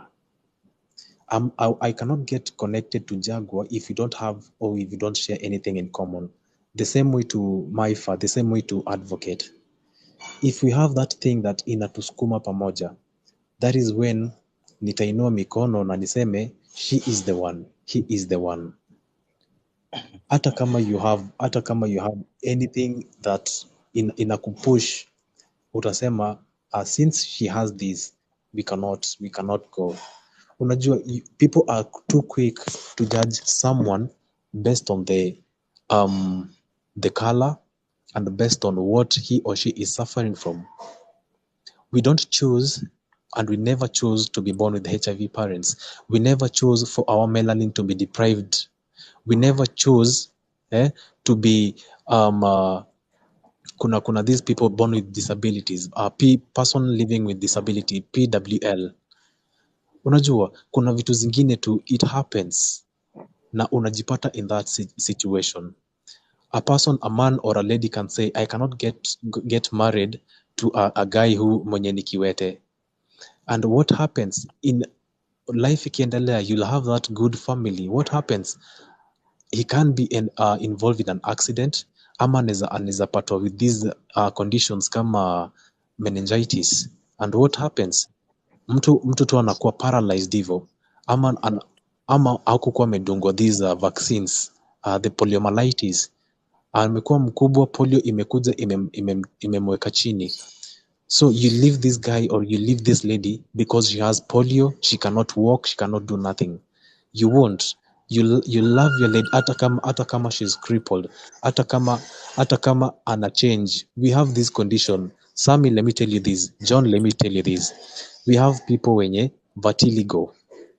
Mtu amekuwa raised vizuri with the normal skin melanin, ana develop vitiligo. And what happens? Skin yake ina change. The person becomes albino like. Not because amezaliwa nayo, ni kitu tu imekuja. Unaona? So in a nutshell, what I'm trying to say, nimewapatia case scenarios that you can relate. Muweke, this is something that can happen. It's either you can be born with or you cannot be born with. So don't judge a person. You won't say sitaenda naye because ako hivi. Hutasema watu wa HIV wadate watu wa HIV. Hapana, haifai kukuwa hivyo. You can compromise with that soul if it is love that has pushed you to that person. Take that person. That was the partner God aliona, you can live with this person, and you'll be a testimony. Watu waseme he is living, he is positive, she is negative. She is negative, he is positive. Look at the kids are all negative. Who will be there to judge ati mtoto alishikwa nayo? Kuna vitu kidogo. Good one. I know you'll agree on this, that life is not a rehearsal. You'll also agree you can do what we call gamble with life. You'll also agree that there is now reality that now both us now. What is based on your decision that you make? One of the considerations, you look at the future. How do you look at the future? Because you got the projection that you got the plan basically that I would like to go this direction in this my life. Now I would like not with those considerations. Life is not a gamble, it's not a rehearsal. We got to plan and we love ourselves. Other than that's why I say penda mwingine kama vile unajipenda. So unajipenda, there's element ya kujipenda first, then with those consideration there must be a way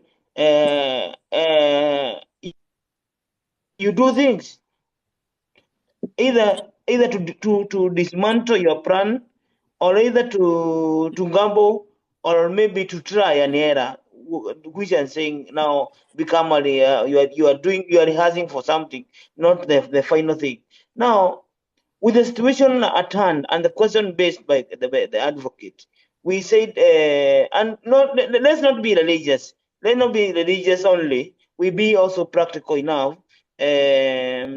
With those considerations, plan, gamble, no gamble life, no rehearsal in life, and we look at those three basic elements. Now we look at the matter as it is from now, those perspectives, because practically you don't go for the problem, right? You don't go for the problem. That's the reason why you take care. If that is the situation if taking care is part of you, then I think taking of care should be the reason, because you want to have a surety of the happening after you taking care. Assuming and people are sick, not necessarily even HIV, there are even cancer, there are many other diseases, collection of many are there, but no one asks for that. I think going for somebody with HIV is going for what exactly we are looking for, disease, and it is there and it is waiting upon you. You go there. No, Tony. Sammy, mimi, I beg to differ. I cannot withstand nisikie ukisema you're going unaenda to that direction because that is what you're going to look for. I beg to differ kabisa. And each and every person who is listening to us, not this. You're not going for a person because ako na ukimwi utapata ukimwi. No, never. That is in capital letters. Go on.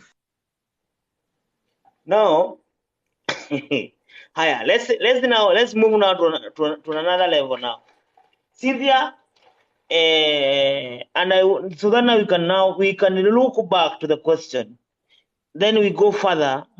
We bypass the question by practically, Cynthia, nimekupata wewe uko na ukimwi, ama mimi, and the vice versa, I got the HIV positive status, and in a way, any one of us. Then we decide, let's marry.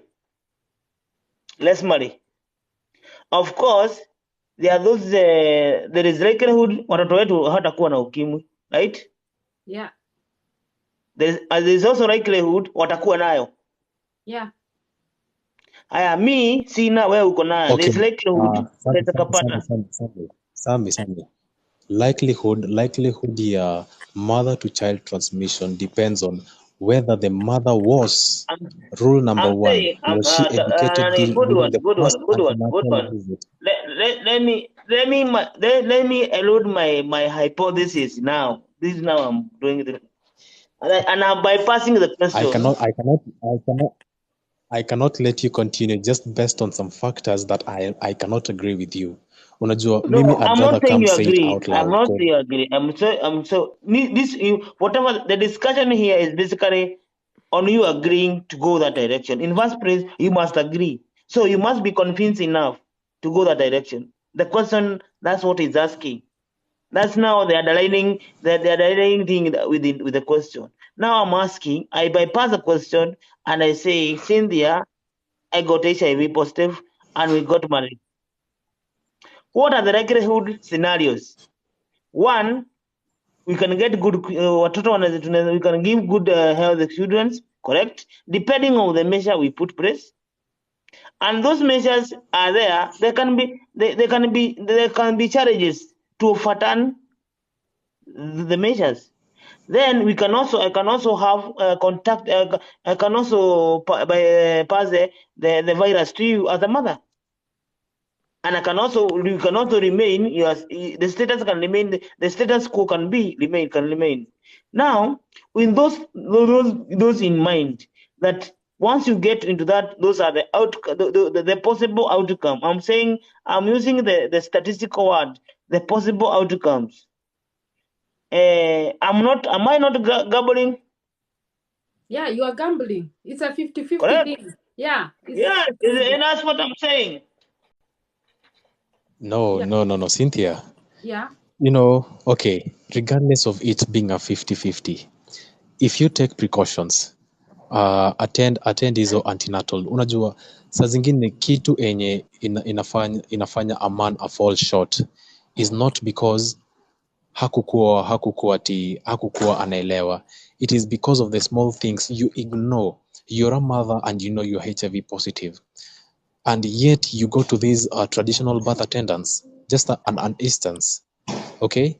Umeskip the first visit, the second visit, unaenda hadi the fourth visit. The fourth, na unasikia hiyo fourth visit ndio unafaa uanze uende udeliver. You're not ready for the delivery. What happens? Mother, umekuwa tu ukienda huko, you're not utaki ile life ya mtoto wako ikue negative. Unataka since pia wewe ulikuwa in that shit, since you were born with it, ama kuna mtu alikuambukiza, you don't care.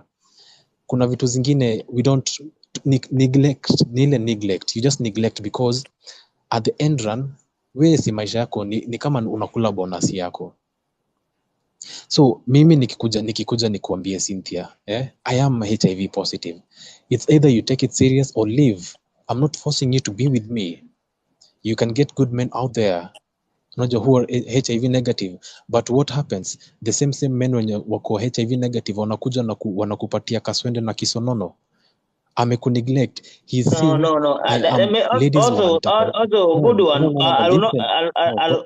You have been saying, take what I say, and also let's not take also what you say as well, because you can't tell me Cynthia, nimekuja kwako nikiwa na I'm saying I'm using Cynthia because now Cynthia you will understand. You cannot tell me mimi niko na ukimwi, nimekuja kwa Cynthia ananiambia okay, with your status honestly I cannot be able to say. Does not mean that you will go and get Kaswed elsewhere. No, not necessarily as that. So I think we cannot, it's like we are sowing fear to say if you don't agree on this, there are consequences elsewhere. No, it is a decision. And this decision, how do you make a decision? You make an informed decision based on the facts. The fact is, Cynthia, niko na ukimwi. Now, are you ready for that? That's okay. If you don't agree with it, I cannot also say, you cannot put a disclaimer and say, okay, you are using it to marry me and I have HIV. Utaenda huko upate ukimwi. Hapana, it can't be like that. It can't be like that. The other thing is that this decision we are saying, and this question is before. This question is purely before before you get into the real business of marriage. Now, if you are in marriage and there's a problem, there is HIV that comes up. Now that one, how can you run away from it? You already have it. Your spouse has it. Now you pray for God. You are able to get good guidance in medical aspect. Then kama watoto hawana muwalee mzuri with hope, mkienda mtawabaki na mujipanga sasa going forward, mjue sasa kwa sababu sisi tuko kwa njia we don't know our life is so imekuwa sasa kateli in that line, tuko na ukimwi, then tujipange. Then the other thing is now hata wewe unaweza, mimi sasa bibi yangu sasa mimi tukaenda tukipimwa na yeye saa hizi anipata niko nayo again atafanya namna gani? Tuko na watoto na mimi ndio baba ya watoto. So those are not the question, because there are two questions we can ask. If you get me, Sammy, as a boyfriend, want to marry you with HIV, and there's another story, me and Cynthia, your wife, and I got HIV, I'm tested HIV. That's another story, another debate also. But this one we are saying before. Okay, I'm tempted to talk but hapa niko kuna mtu mwenye amelala, so nitaongea tu kwa sauti ya chini. I hope mtanielewa. Okay. So, getting married or having in a relationship with someone who is HIV, first of all, kama umekubali, tuseme hivyo, like mimi Viki nimekubali good one ako HIV, we will just go to the doctor. Ataenda ataangaliwa viral load zake zimefika kiwango gani. Kama ziko juu, atapewa dawa zirudi chini. Na mimi pia kuna dawa nitapewa ya kuziweka nisishikwe na hizo virus. And then we are good to go. If I'm not willing to continue with it, I drop it. Correct. But having someone who is HIV, it's not a bad idea. It's not bad to get married to someone who is HIV positive if you have a big heart, you know. And then mtu mwenye ako HIV sio lazima awe mwenye ako HIV. No, hiyo haiwezekani kwa sababu they are both HIV and maybe ya mwenzako iko juu, ya huyu mwingine iko chini. So when they meet, they break and zinakuwa mob. Na unapatanga wameanza hata kugonjeka mahoma, mavidonda, nini, mavitu zingine hazieleweki kwa sababu wamefanya mapenzi na viral load zao zilikuwa juu, ama ya mwenzake ilikuwa juu na ya mwenzake ilikuwa chini. Sasa zikaongezeka. Unaona? That's why they prefer someone who is HIV to marry someone who is not. Because ata control viral load zake with medicine, with medication, na yeye mwenye hana ata prevent herself or himself not to get it. Yeah, so for me, Nikuulize aje TikTok. Kama watu in the real life they are conflicting, usemange kama Cynthia mimi ni bwanake. Huyu usikia akisema mimi siwezani na Samii. Hiyo pombe anakunywa siwezani nayo. Pombe sasa. Vitu zingine mimi mimi nataka kuwa very real kwa sababu nimekwambiaje Cynthia, wewe you're not able to handle my maybe alcohol. What about now these things is terminal?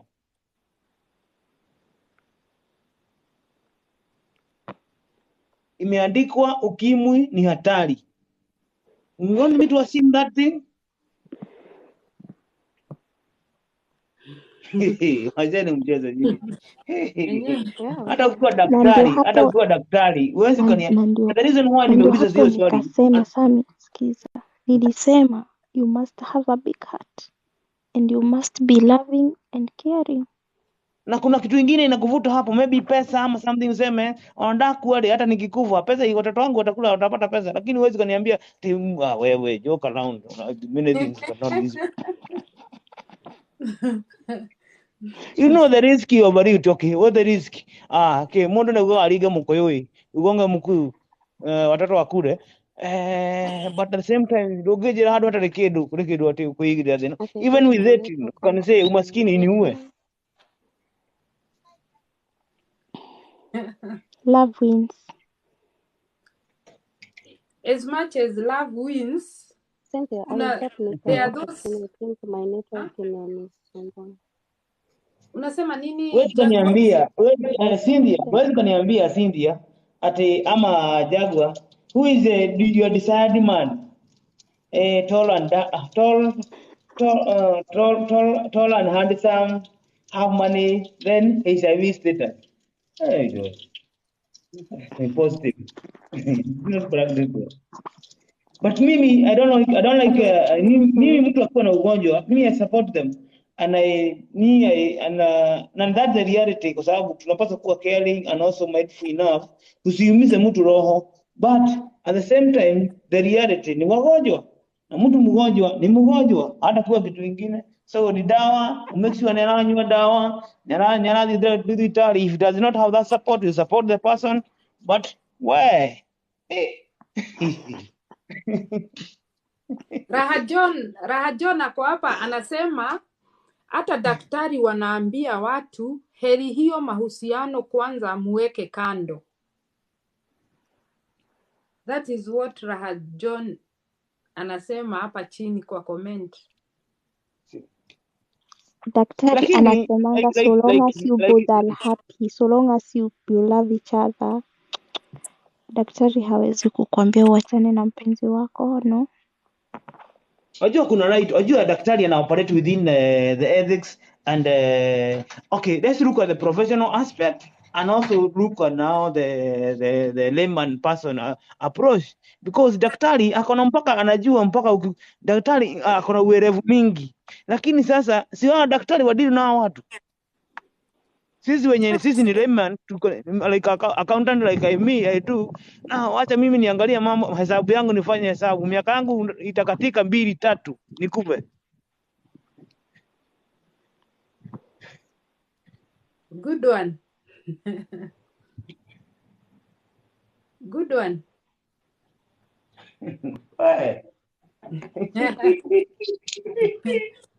Karibu Kagwe.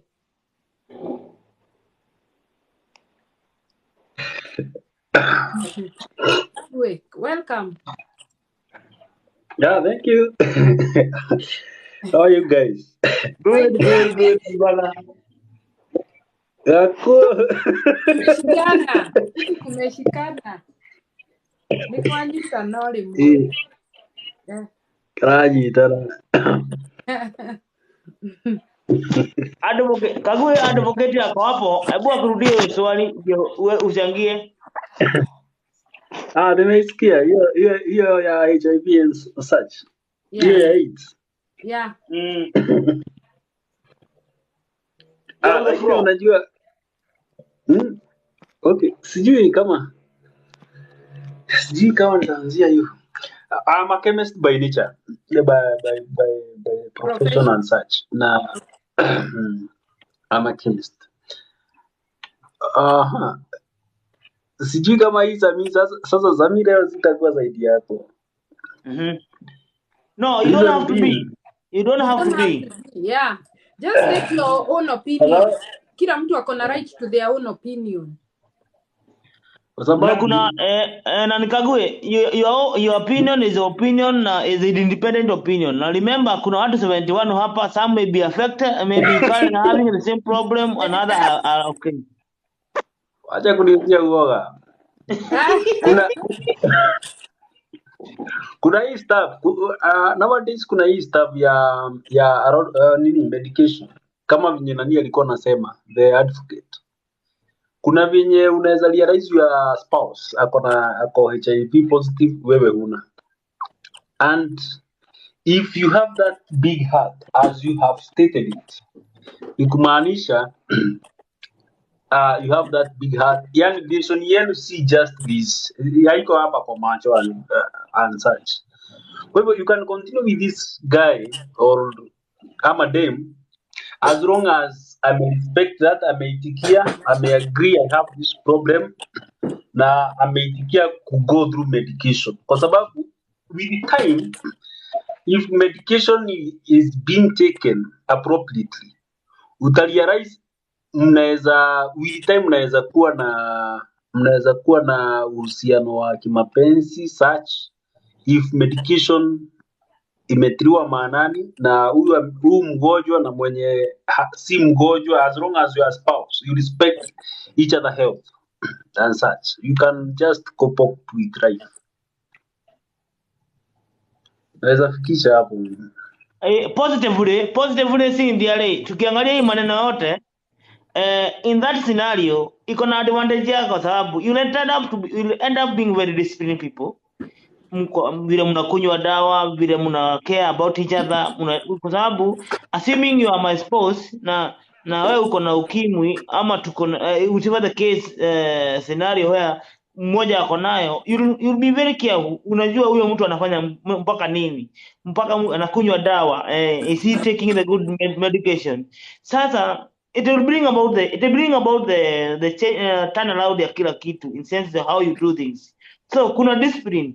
So ile mambo ya mpango wa kando mtaondolewa hapo. Ile kando usikie mtu ako na SMS haitakuwa. Ile mambo unasikianga kuna zia down of haitakuwa.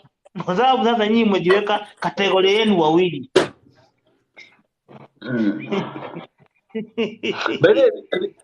there is a couple, kuna couple wako na TikTok accounts.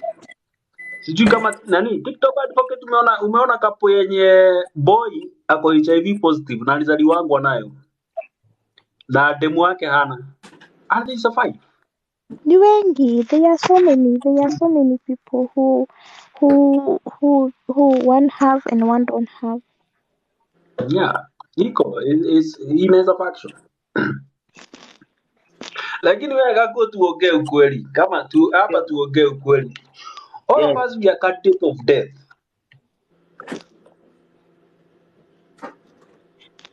All of us we are candidate of death. That's true. That is true on layman understanding. No kinyatoka on a religious understanding. No kinyatoka atike kunikyo kifo ndio the last thing that will happen to us. That is very sure. That is your bet. Lazima tukufe. How we die?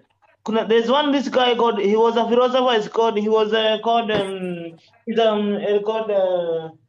Malcolm X.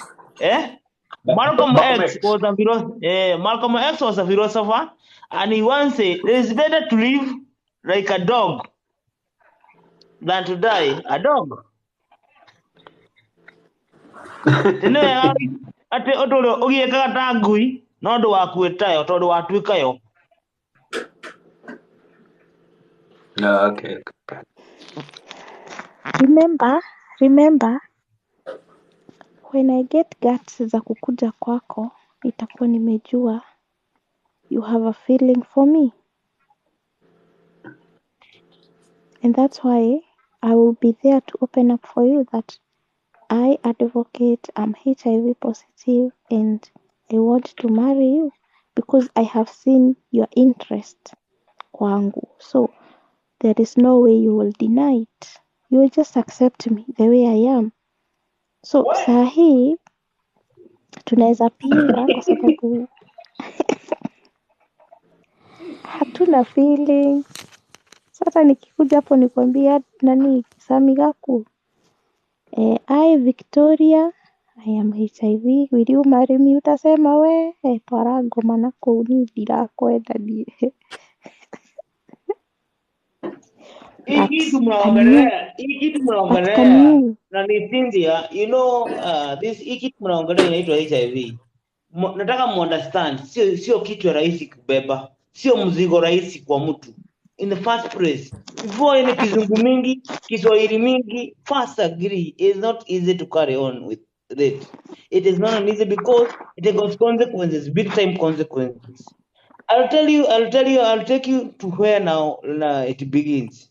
Cynthia, you know, if I come now with HIV test kit, now on your table where you are sitting, I test you, it's all positive, negative. After 30 minutes, I come again, the same fear we had, the same frustration we had for the first one, it will still repeat itself because it's not something good. It's not something right. Because it has got an implication, has got a terminal, it has got basically a terminal implication. And people should not go around it otherwise. Because ndio TikTok advocate ati ujire ni tuendana nawe ona gwendete atia tuthi muore ni ni kwamba wikara nyambe gwirondere nyambe humuke rajira ake we hey ni humuka Tuongea Kiswahili watu wote wasikie. I'm saying let's be practical this way. Kagwe, I've gone with the TikTok to maybe you have said okay. Uko na ukimwi wacha tupimwe. Sitakwambia ati mimi I will not agree if kwa sababu of course ndio tufike mambo ya kuongea ukimwi, there's something developing within us. That means we are likelihood now tunaweza kuwa na something, and maybe I may not even trust your words. I'll take you to the hospital. If the result confirm that for you you are saying you are positive, you are negative, you are positive. If you are positive, I will sit back and I relax. I say, hey, let me see how things will go because I can't. Hey, we can't. Well, it is difficult. People joke around with many things, but realistically, they are not easy. Sometimes they are not easy. You have to And here, make that special. here we are not talking about when you are already in the system. That means you're already married. I'm married with Cynthia now tumejua tuko na ukimwi. You are saying Cynthia nimemuona hapo. Maybe I've traveled to UK where she is. We have a good dinner. We have got many things, good smile. I'm enjoying with her now. Let's go to the Weybridge. Well, that is tough. Yes, That's that's very tough. When you go to the Weybridge, mtu akichukuliwa na serikali, mzigo ikiwa mzito, serikali inachukua.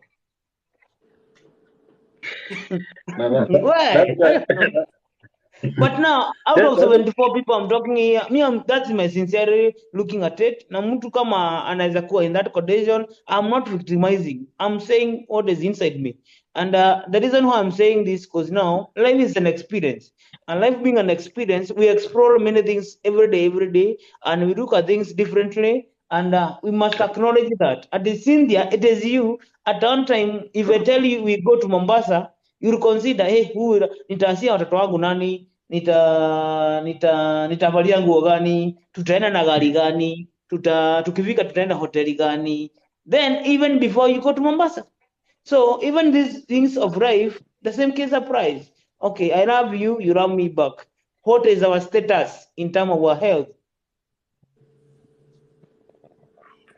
Okay, I'm positive, and you are negative.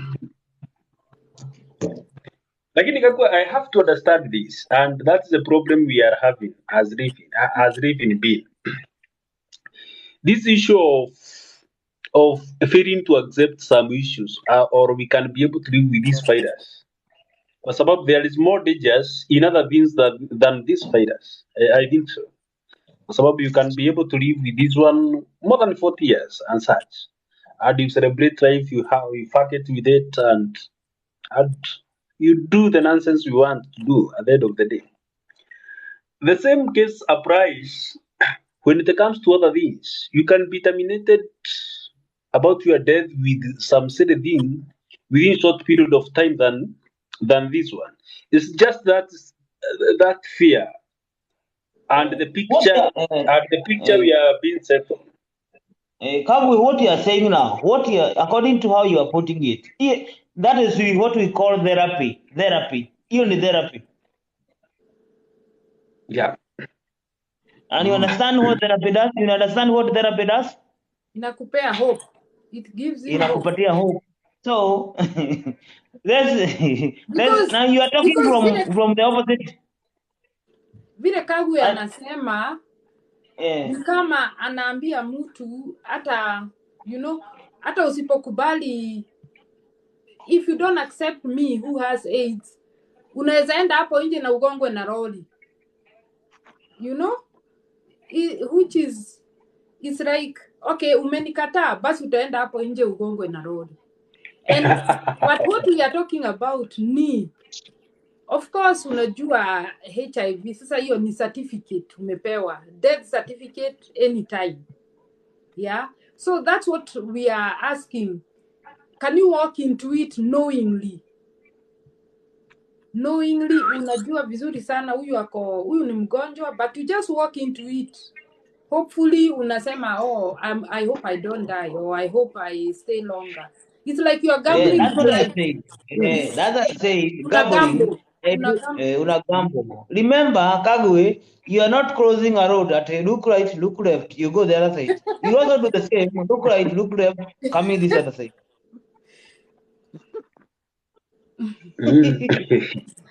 Raha John, sema Raha John. And I like the way and I like the way advocate alisema. Alisema hii ni swali nyeti. Swali nyeti means that because it has got different view and acceptance. Starting with it is a bit tough. Raha John, hebu sema kitu. Mimi sasa venye mimi naweza sema, kwanza kulingana na hii mahusiano, kama uko unajua obvious, pengine mliona bila kujua, unakuja nyuma ya kujua tulipendana, tuko na mtoto ama tuko na watoto, mmoja ako negative mwingine ako positive. Sasa hiyo ni njia nyingine mnaweza fanya na muendelee na maisha. But tuseme hii ya kuanza sasa tuseme tunataka kuanza maisha na wewe Cynthia. Nijue uko positive ama mimi niko positive, wewe uko negative. Hapo itakuwa ngumu juu hata kinyumbani raha itakuwa kawaida juu sasa mwingine pande nyingine utakuwa unaogopa mwingine. Juu njia ni nyingi za kupata hiyo ugonjwa. Si only just a sex only. Njia ni nyingi, unaweza kuwa umekatwa mahali na wewe ni bibi yangu, sasa na kuogopa naendea huko ati gloves mpaka pengine naendea Naivasha na mimi nakaa na kuu zimekosa na kuu ndio nikuje kukutibu kidonda, unaona? Sasa badala hiyo mambo yote wacha tu, sitakuangusha ati mara moja ati nikwambie wewe nigasia ulienda huko ukafanya nini ukakujeka, hapana. Nitakudrop pole na dakika ya mwisho hatutakosana. But imagine ati mimi nakuja nikuoe ati ninajua obvious. Hata tutaongelea nini obvious Cynthia? Unaona itakuwa ngumu. Ni kweli. Juu hapa mtu alikuwa anaitwa Goodwin. Alikuwa analeta example za tuseme albino ama disabilities person. Haya, hiyo ni kitu ingine kwa sababu ile ugonjwa ni euro person, haiwezi kukuambukisha wewe mwenyewe ati ukute ule diako naye pengine wewe tena umepata, hapana. Hiyo ni shida yake. Hata kama HIV ingekuwa ati kama ni wewe uko naye ni wewe uko naye, hiyo ingekuwa maneno ingine.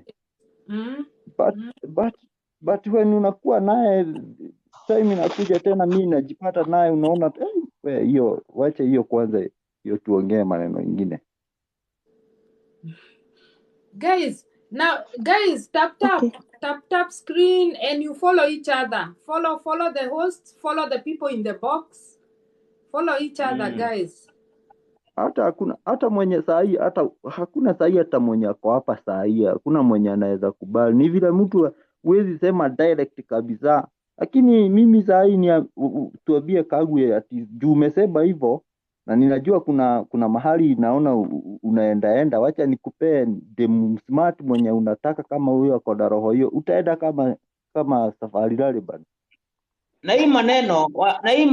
hii maneno tusiangalie on the professional part of it, cause kama ni daktari ama medic kama Kagwe hapa, unaona hapo ako na advantage over mimi najua tu kutengeneza cash flow, kutengeneza kitu inaitwa balance sheet na kutengeneza kitu inaitwa profit and loss projection. Now how will I project this HIV? Hata Kagwe mwenyewe akisema kutoka kwa roho yake aseme afunuke kabisa.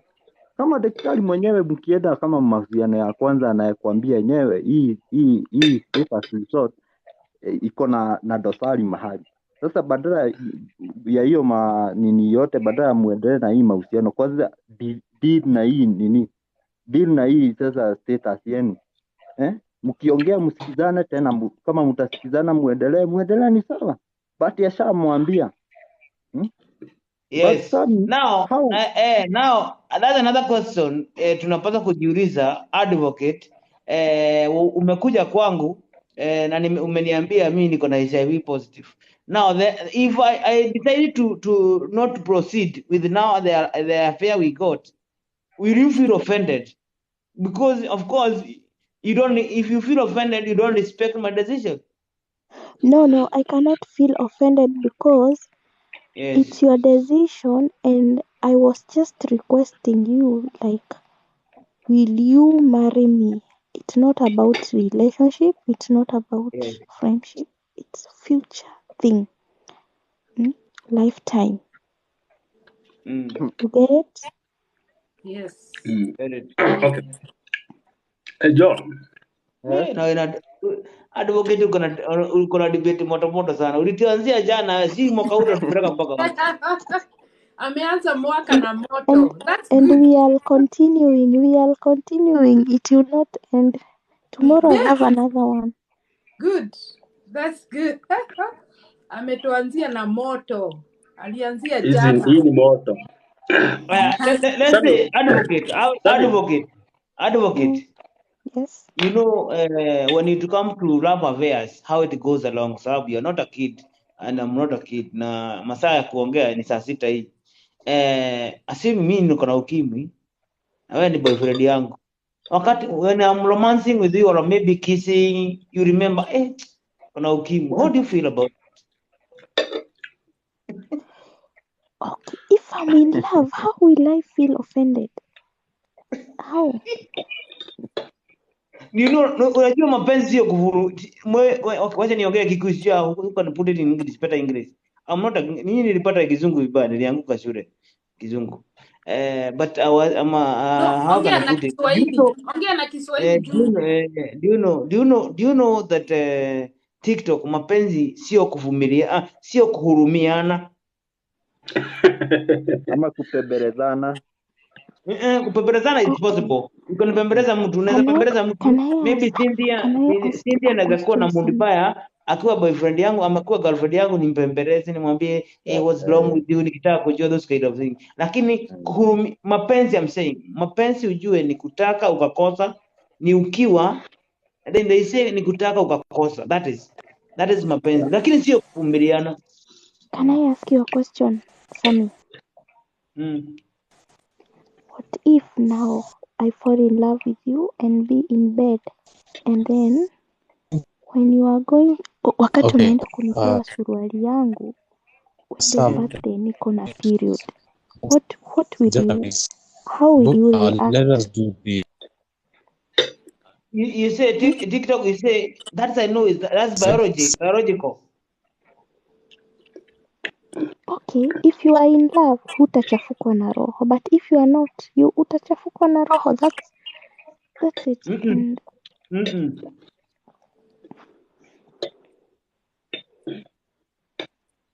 Hiyo ni kitu different. Hiyo ni kitu tofauti. Hiyo that one I can jibu niseme advocate. That one is totally different.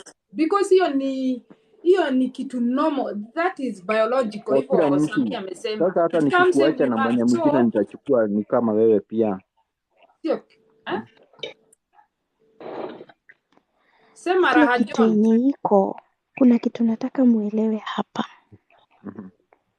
Okay, I can't just go anywhere. Nikute Kagwe, nimwambie Kagwe, I'm HIV positive, will you marry me? No. I must, lazima nikuwe nimeona bado wewe pia uko na interest kwangu, unanipenda, unanijali, you care for me, because even me, atuseme for example, it's me, I have HIV. I need someone who will love me, who will care for me. You know? Na nikifika kukwambia nakupenda and I want to marry you, kuna something nimeona. I have seen your great heart. I have seen your caring. I have seen your loving. That's why nimekuja kwako. And then you will not deny it. Even if you will deny it, you will just encourage me. You will not hate me. Of course, okay. It is a duty. It is a duty for everybody, advocate. You know, okay, kuna the general love. Of course, it is defined by the scripture who reads and even our traditions and kuna ile upendo ya mtu ku appreciate mtu mwingine, kuwa na roho mzuri, kuwa yani unapenda watu pia. Those kinds are there. We are not ruling out all those things. What we are talking about here ni ile mapenzi ya mtu na mchumba wake. Nilikuwa nimeuliza hili swali. And you know what? Tumefika tamati ya conversation yetu. And nimeona kila mtu ni mwoga. Hakuna mwenye anaweza taka kuolewa na mtu ako na HIV. And then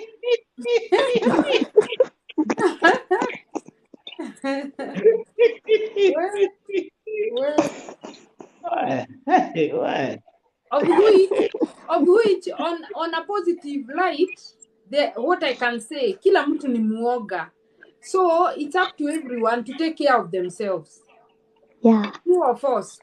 Hiyo ama unaweza kusema aje advocate, watu waache Yeah, that's kuhanya the truth. ovyo ovyo, because most Hiyo people ni who ukweli. are sleeping around hata waulizi, wanauliza after the fact.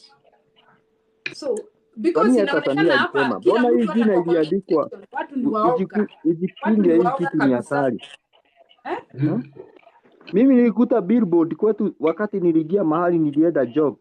Huko ni mahali nikiwa mgeni. Nilikuta billboard kubwa hapo imeandikwa ukimwi ni hatari. Mbona inaandikwa hivyo kama si hatari? Ukimwi inaua. Kwanza wanasemanga inaua. Why? HIV kills. Nakumbuka hizo billboard walikuwa naandikanga all over. Let me tell you, I'll give a story. I'll give you a story because we are winding up. I'll give a story, and this is how the aid has been taken from long time ago. You know, when we are young boys, we used to say. Me, I used to think even ukimwi ni kuremusha shingo. Okay, the point. Even my own grandmother, at one time hakuwa naelewa. They fought with my mother, my grandmother mwenye amezaa father. They fought with my mother. Wakakuwa na marumbano kwa sababu when my grandfather who is the father of my mother died, na alikufa juu ya kansa ya shingo.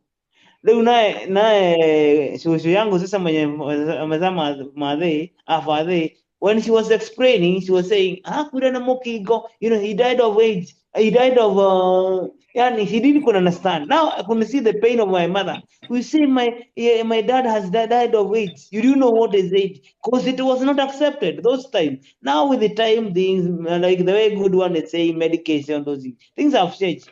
But does not rule out that you should take care of yourself. Exactly. Okay. Because clearly from the comment section, from what people are hapana, saying, pengine people are alikuwa scared. tunakosa. Ati? Hakuna mwenye ako naye tunasema tumudharau.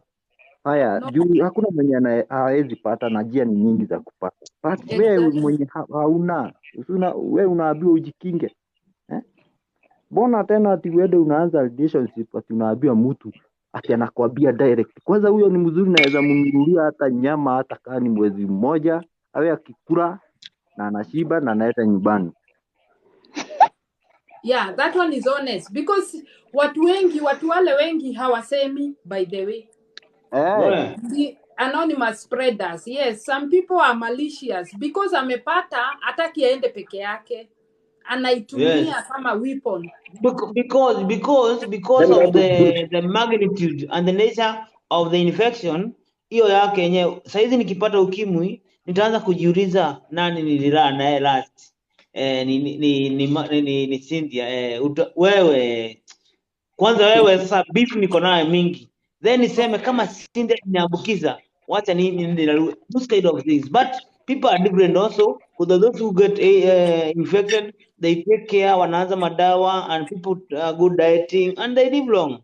But that's what we should encourage. We should that's so they say is affirmative, because now you try to control and also manage. Controlling and manage in affirmative action. So I think if we look at that direction, we can be able to sort our issues. But like I said, ni kwangu ita remain kuwa no, but I see pray God anilinde, anipatie afya mzuri, na including hiyo ugonjwa ya ukimwi. Haki ya Mungu niondolee mbali, isije na mimi. Zami kuja. Okay, let me just conclude this way. My stand, I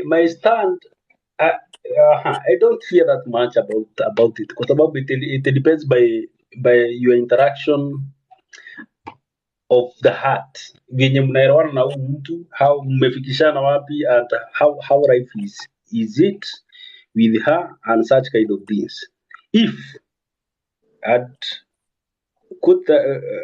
put that if in your mind, if kuna mtu mwenye tunapendana kabisa na tunaona we can just move from point A to point B, if nipate ya kuna HIV and such, na kuna njia mwafaka inaweza fuatwa, and both of us be responsible on that shit, ati si kitu ya kuja kuumiza mwingine, is not an excuse in life. Tukikosana usiilete kama an excuse in your life. I think for me, I don't have that big problem at the end of the day.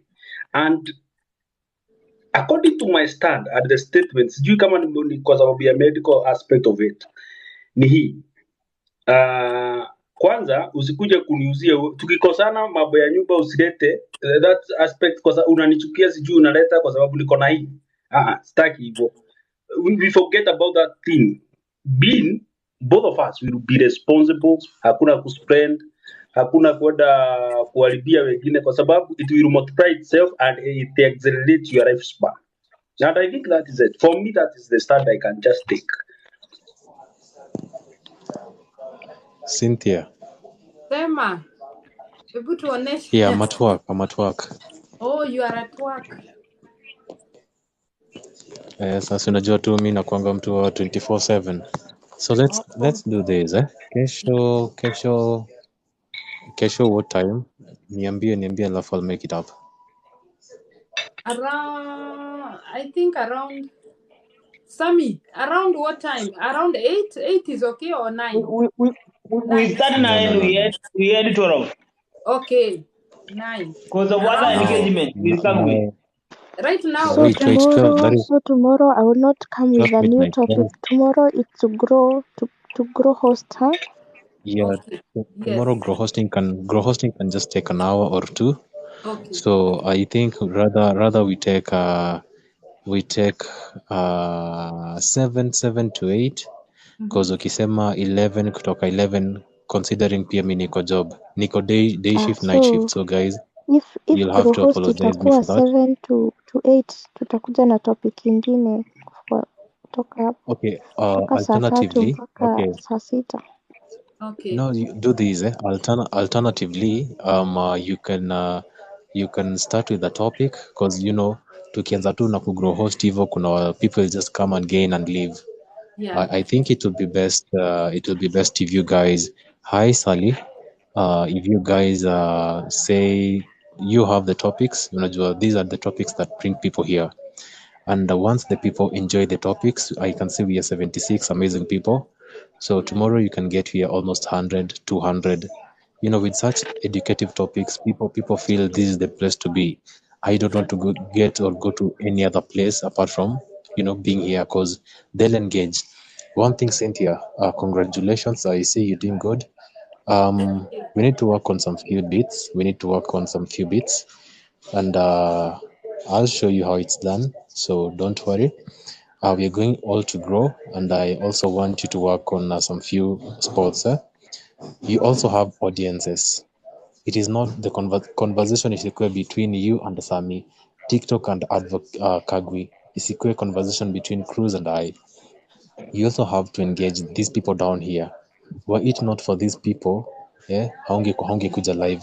Ungekuwa umeweka mziki tu unajishika tu hapo kichwa ukisema Yesu ni Bwana, shetani ni mbaya, mbona watu hawakuji? You're supposed to engage people down here. If these people feel engaged, trust you me, kuna time comments zitakuwa zinapita. Have you ever seen the presidential escort cars?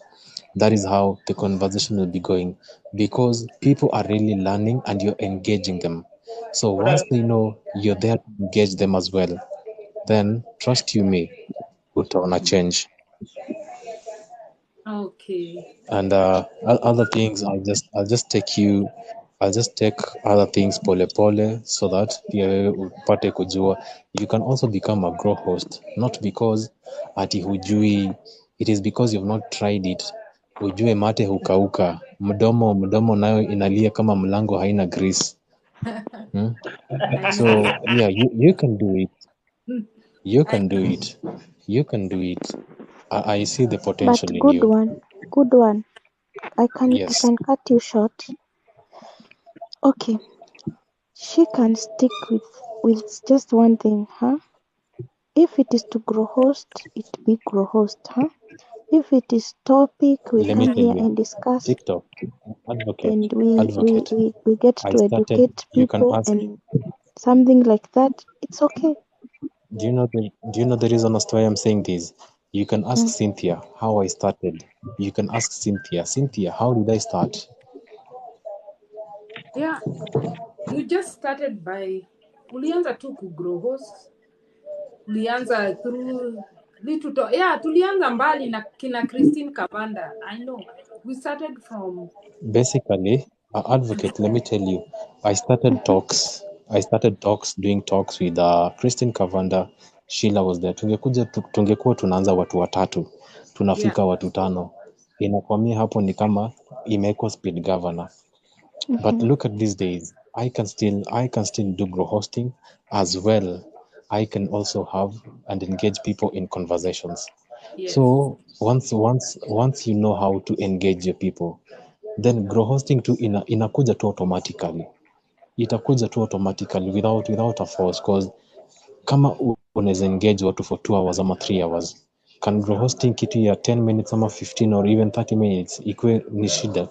It is just how to learn and how to entertain. It is all about entertaining you. If I don't entertain you for 3 hours, hautakaa hapa. If I won't tell people to share, tag and grab, you won't do that. If I won't remind you, double tap on your screen, grab, marry each other, marry that person you see in the comment section. Finya huyo mtu, finya. Hadi at times I used to say, and I've said this, finya Cynthia hadi hiyo wigi toke. That is what I usually say. Finya Sami, hiyo kiti amekalia itani kwe orange, wachana inakaa watermelon hapo. So unajua watu watafinya tu wakicheka wakisema nice, he's doing good. The next time nitaonaje? Nitaona Kagi yako hapo. Kagi naambia watu wafinye hadi hiyo kitu ime kipara. So unajua it is just how you just engage your people venye watapenda, and that is it, as simple as that. Haina at your rules, you have to go to church or you have to go to school to learn it. No, grow hosting is how you may learn from who and who has brought you to the place that you've been. Okay? Yeah. Okay. Tumeshika. Ebu grow host kabla Sawa. Guys, allow me. Imagine I'm dropping Nico shift. I want just 10 minutes. 10 minutes. No, not unless tuseme nikifika almost at 12:30 huko, because there's something that I need to do. Sorry about that. Okay, Cynthia. Yes, sema. Nitawawishi good night, mimi mulala salama. Okay, tumeenjoy sana by the way. Thank you so much. It was very educative. I'm sure kila mtu amepata kitu from there. Na ile tunaweza sema ile in conclusion kila mtu anaweza agree, tunaweza all agree, everyone is scared. Yes. So, what does that translate to? That is the main question. Ina translate into what? So, kama ina translate into okay, tuko na uoga. How can we move from the woga into the now other? We do someone who can transform us from now the woga as woga zone to break into another zone where I will be more comfortable. Yes. Be faithful to your partner. Cruz, ebu Cruz sema kitu. Cruz tumemiza, Cruz tumekumiss leo umepotea. Nilisahau kushare. Leo nilikuwa busy kidogo, then nimeingia tu saa hii. Nikaona Cynthia kwa hapa, nikaona wacha tu nikuje kwa live yake. Actually sikuwa najua leo mnaongelelea nini. But if you can brief me a brief of like 1 minute nitakuwa tu sawa. Cynthia. Okay, today I had a topic. Can you marry someone with HIV? Oh, yes, you can, as long as both of you mko faithful and mwende hospitali, mwende hapo mupimwe, like uambiwe what you're going to do, because utaenda hapo utapatiwa guidance na nini, if kama mtakuwa mnatumia condom ama if wewe kuna dawa zile unaweza patwa, mostly unatumia nini. By the way, kuna dem napenda sana anaitwa anakwanga Pamba Collection. Facebook, endeni mwangalie Pamba Collection. That girl, she is my friend right now. Na tumetoka naye mbali na she always talk about HIV and AIDS. Alipatiwangwa HIV and AIDS kwanza yake ni kutoka kwa mamake na babake akizaliwa. So she grew up with that and she used to have that stigma. Mimi tulikuwa mabeshti, kuna time aliniambianga, that time nilikuwa tu nimembeba kama friend na nilikuwa namsaidia, shoulder to lean on every time that she feel like she go down, she come, alikuwa anakuja ananiambia ni aje kwa nini, namueleza nini. If you find someone who is HIV positive, unaendanga kwa hospitali, mnaongea, kuna zile madawa anachukuanga that he or she hawezi kuinfect.